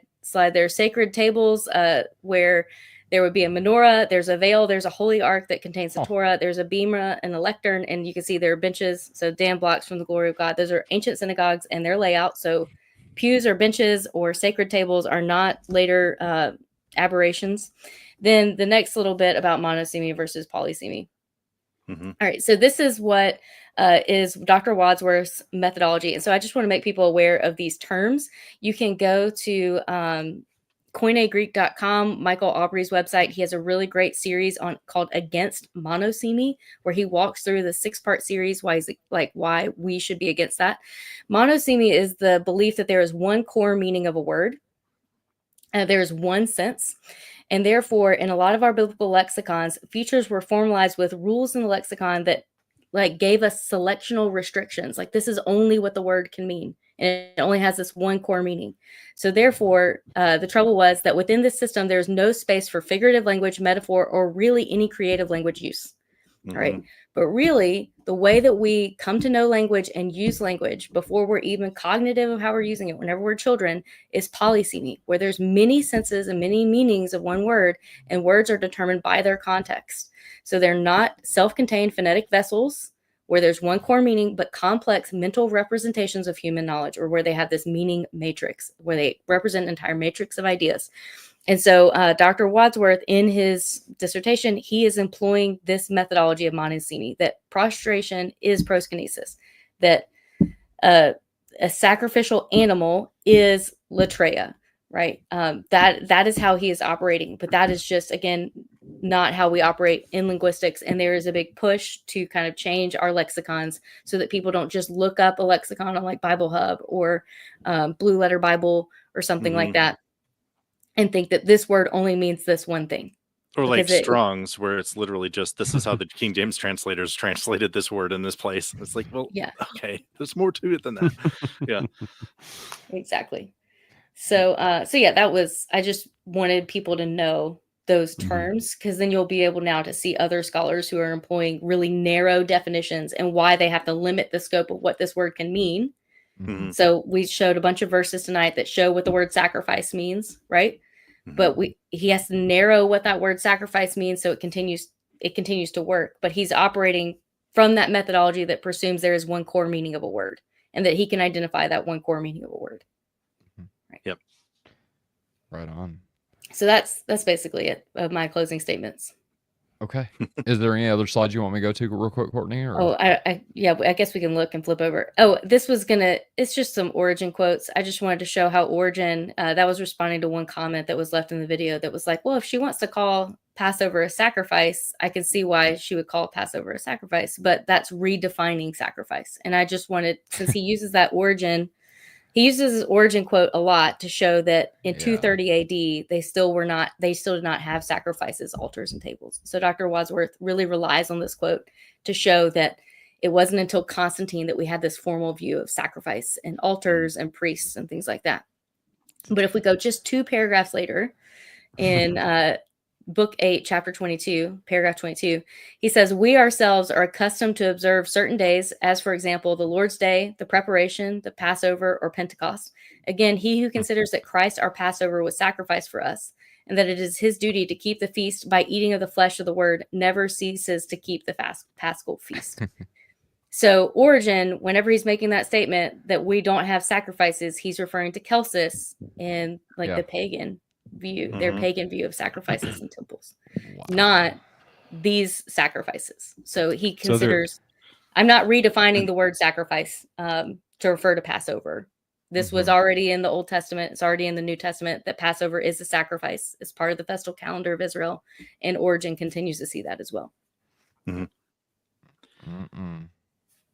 I think what's interesting to me, if I just think about this whole thing, if we just put ourselves back into the first century and we ask ourselves what the New Testament assembly was doing, right? So the New Testament assembly is doing a lot of the same things that we see in the Old Testament that are not literally killing animals, right? They're singing hymns, they're praising God, they're doing prayers, they're reading scripture. Like, these are things they're doing, right? It's weird to me that one of the things that catches Dr. Wadsworth's attention, if he thinks that worship is literal sacrifice, is like, those terms weren't used in the New Testament church, ecclesia, right? Okay, so do we have examples of Christians getting together outside the temple and physically making animal sacrifices as part of what they're doing? No. So why is this somehow this new novel thing that to recognize that they weren't doing that literal thing? Right? Like, it just kind of, it strikes me as odd. Like, this is not something they were doing. So why do we think why is it even useful to note that? And yet that seems to be a core part of what Dr. Wadsworth's work is aimed at doing, is saying, well, they weren't doing sacrifices and they weren't physically bowing. And it's like, well, yeah, but you're literally saying they weren't sacrificing animals, right? And then all of a sudden we start to talk about the Lord's Supper in our earlier conversation, and the idea of sacrifice changes a bit for him, because now it's like, well, you can't have the Lord's Supper be a sacrifice because that would be blah, blah, blah. And I'm just like, I don't know. I just find it interesting that all of a sudden it's like, okay, yeah, I'll give you that, Tom. The New Testament ecclesia did not come together and sacrifice animals in their gatherings when they weren't at the temple in their living room. Like, yeah, sure, but I don't understand what that's supposed to get us. Right. And so that just struck me as odd. I think for me, my closing thoughts would just be to connect back again to that sense of, you can't look at the usage of these terms that are related to what the Assembly of Israel did and not look at the Assembly of Israel and those terms and try to understand the connectivity there and just assume it's not there. You can't do that. It's not good scholarship to do it that way, right? So when we look at those terms, when we understand that like ancient religion was all about the connection of heaven and earth, this is what we see in Revelation, this is what we see in Christ, like all of that is there. And there is continuity between the Old Testament and the New Testament ecclesia in what they were doing, in the terminology that's being used. Like, sure, there's some discontinuities there that he was noticing with some terms. But if you go beyond just the 5 terms that he talks about, and even within that, and you start looking at some of the connected ideas that we were talking about here tonight with things that are considered to be part of the worship of Israel when they were bringing alms, when they were, clothing the hungry, when they were bringing, like when they were singing hymns, like when they were giving prayers, like how do you disconnect all of that? Like, I think the only way that you can disconnect that is to just say, like, I can't have this connected in my head. And then just walk as if that's true. But like, honestly, the New Testament ecclesia, the Old Testament ecclesia, the heavenly ecclesia, they're all connected. They're doing a lot of the same things. And just saying that we don't physically offer animal sacrifices and that most Christians today don't physically bow in their services doesn't really get you to disconnecting the New Testament and Old Testament and the heavenly and earthly ecclesias. It just is not, right? Mm-hmm. So I think that's partly why I had such a visceral reaction when I first encountered Dr. Wadsworth's work, is that, especially in my experience, I'm worshiping in an environment where every single thing is a reminder that there's a connectivity of heaven and earth. Mm-hmm. It's like before everything you see, everything you do, like this is all what we're doing. And so for me, I look at that and just like, why would I care if this is just a social club? Mm-hmm. Right. It's not, right? Yes, when we edify each other, there is something involved with God, but it's because we're made in the image of God. All of it's connected, right? So just on the point of like, what's the point of church? What's the point of coming together to encourage each other? How is that different from the Rotary, right? It's different from the Rotary because we are doing it as part of our service to and our love for the living God. And that matters, right? Out of adoration for him. Mm-hmm. Yeah. And that would be my kind of closing thought, is that when you were talking, Josh, about separating things that are pretty much indissoluble and really hard to separate, at one point in our video, it was right around like 1 hour, 1 minute, we posed the question to Dr. Wadsworth, like, are you making a distinction between the Christian life and the Christian assembly? Mm-hmm. And he goes, yeah, okay, I guess, maybe, sure. Which I know is kind of like a hard thing to really pin down of like, are you saying yes or no? But that right. seems to be a large portion of what his core statement of the terms for worship were not used in reference to when Christians gathered together. Mm-hmm. When he says that statement, which he says multiple times and across multiple platforms, what he means to say is that when Christians did the gathering together action, that the New Testament never used the worship words for that. So let's even grant, let's just grant that that's true. It is absolutely untrue that the New Testament never uses worship words elsewhere for what Christians do. Mm-hmm. When they offer their lives, their bodies, living sacrifices. So it makes for a really weird distinction to say a Christian walking every day, just doing normal giving. I'll use alms giving, going to a homeless person on the street and saying, here, I'm going to give you some things to help you get back on your feet. Acts of charity. That is a living sacrifice. But when you gather together and you give a tithe or an offering, that's not a sacrifice. Right. That's what his thesis requires in order to sustain the weight of that claim, that the worship words are not used in the assembly. It requires us to divorce what we do in our everyday life from what we do when we gather together. And that's really odd, but also not at all what works. Well, and I would think that what we would see there would be something like what Courtney was saying, right? That when you're going to start being more specific with some of this stuff, you're being more specific because you're either teaching someone for the first time or you're saying you're doing it wrong, right? So why do we not see something that says, offer yourselves as a living sacrifice, but don't mean it in this way. Don't do it when you come together, right? Let me clarify that that's not what we're doing here, right? Yes. It's odd that we don't see that given how connected all of this stuff is. And that's just it's like our expectations for the text are almost backwards of what you really would expect if you're really thinking in the mindset of people that lived in that time. And it reminds me of something like, misreading scripture through Western eyes or through individualist eyes, like looking at all the filters that we have and kind of saying, this is how we think, this is how they thought. Wow, there's a lot of difference between those two. Maybe we should try to understand at least more how they thought, whether or not we take on everything, right? At least in understanding that, we can start to understand more of what they were thinking and what they would expect to be there and what they would assume they would need to hear if they were going to stop doing a particular activity, like offering a living sacrifice. Oh, we're coming together. Can't do that. Well, and like going back to like, what you were saying is like, if they have this worship anomaly where all of a sudden we don't have a prescriptive liturgy in the New Testament of what they should do, and we're using that linguistic principle that they're not going to mention it unless they're correcting or teaching new things, then we would be kind of probably more than likely continuing the worship of Israel. That's what it seems like would be happening, especially since you have priests who are converting. You have Paul, who has been trained, who is going out and converting Gentile Christians, living with Gentile Christians for a long time in order to teach them. And if Nazarite we go back... Yeah, exactly. Yeah. He's got a Nazarite vow, and he's performing sacrifice, or going to offer sacrifices in the temple. But verses like this, I'm going to mention this verse from 2 Corinthians that say something like this. This is to the Corinthians, who would have been a majority Gentile church. They would not have had the kind of Jewish overlap that some other communities had. He says, "But thanks be to God, who in Christ always leads us in triumphal procession, and through us spreads the fragrance of the knowledge of him everywhere."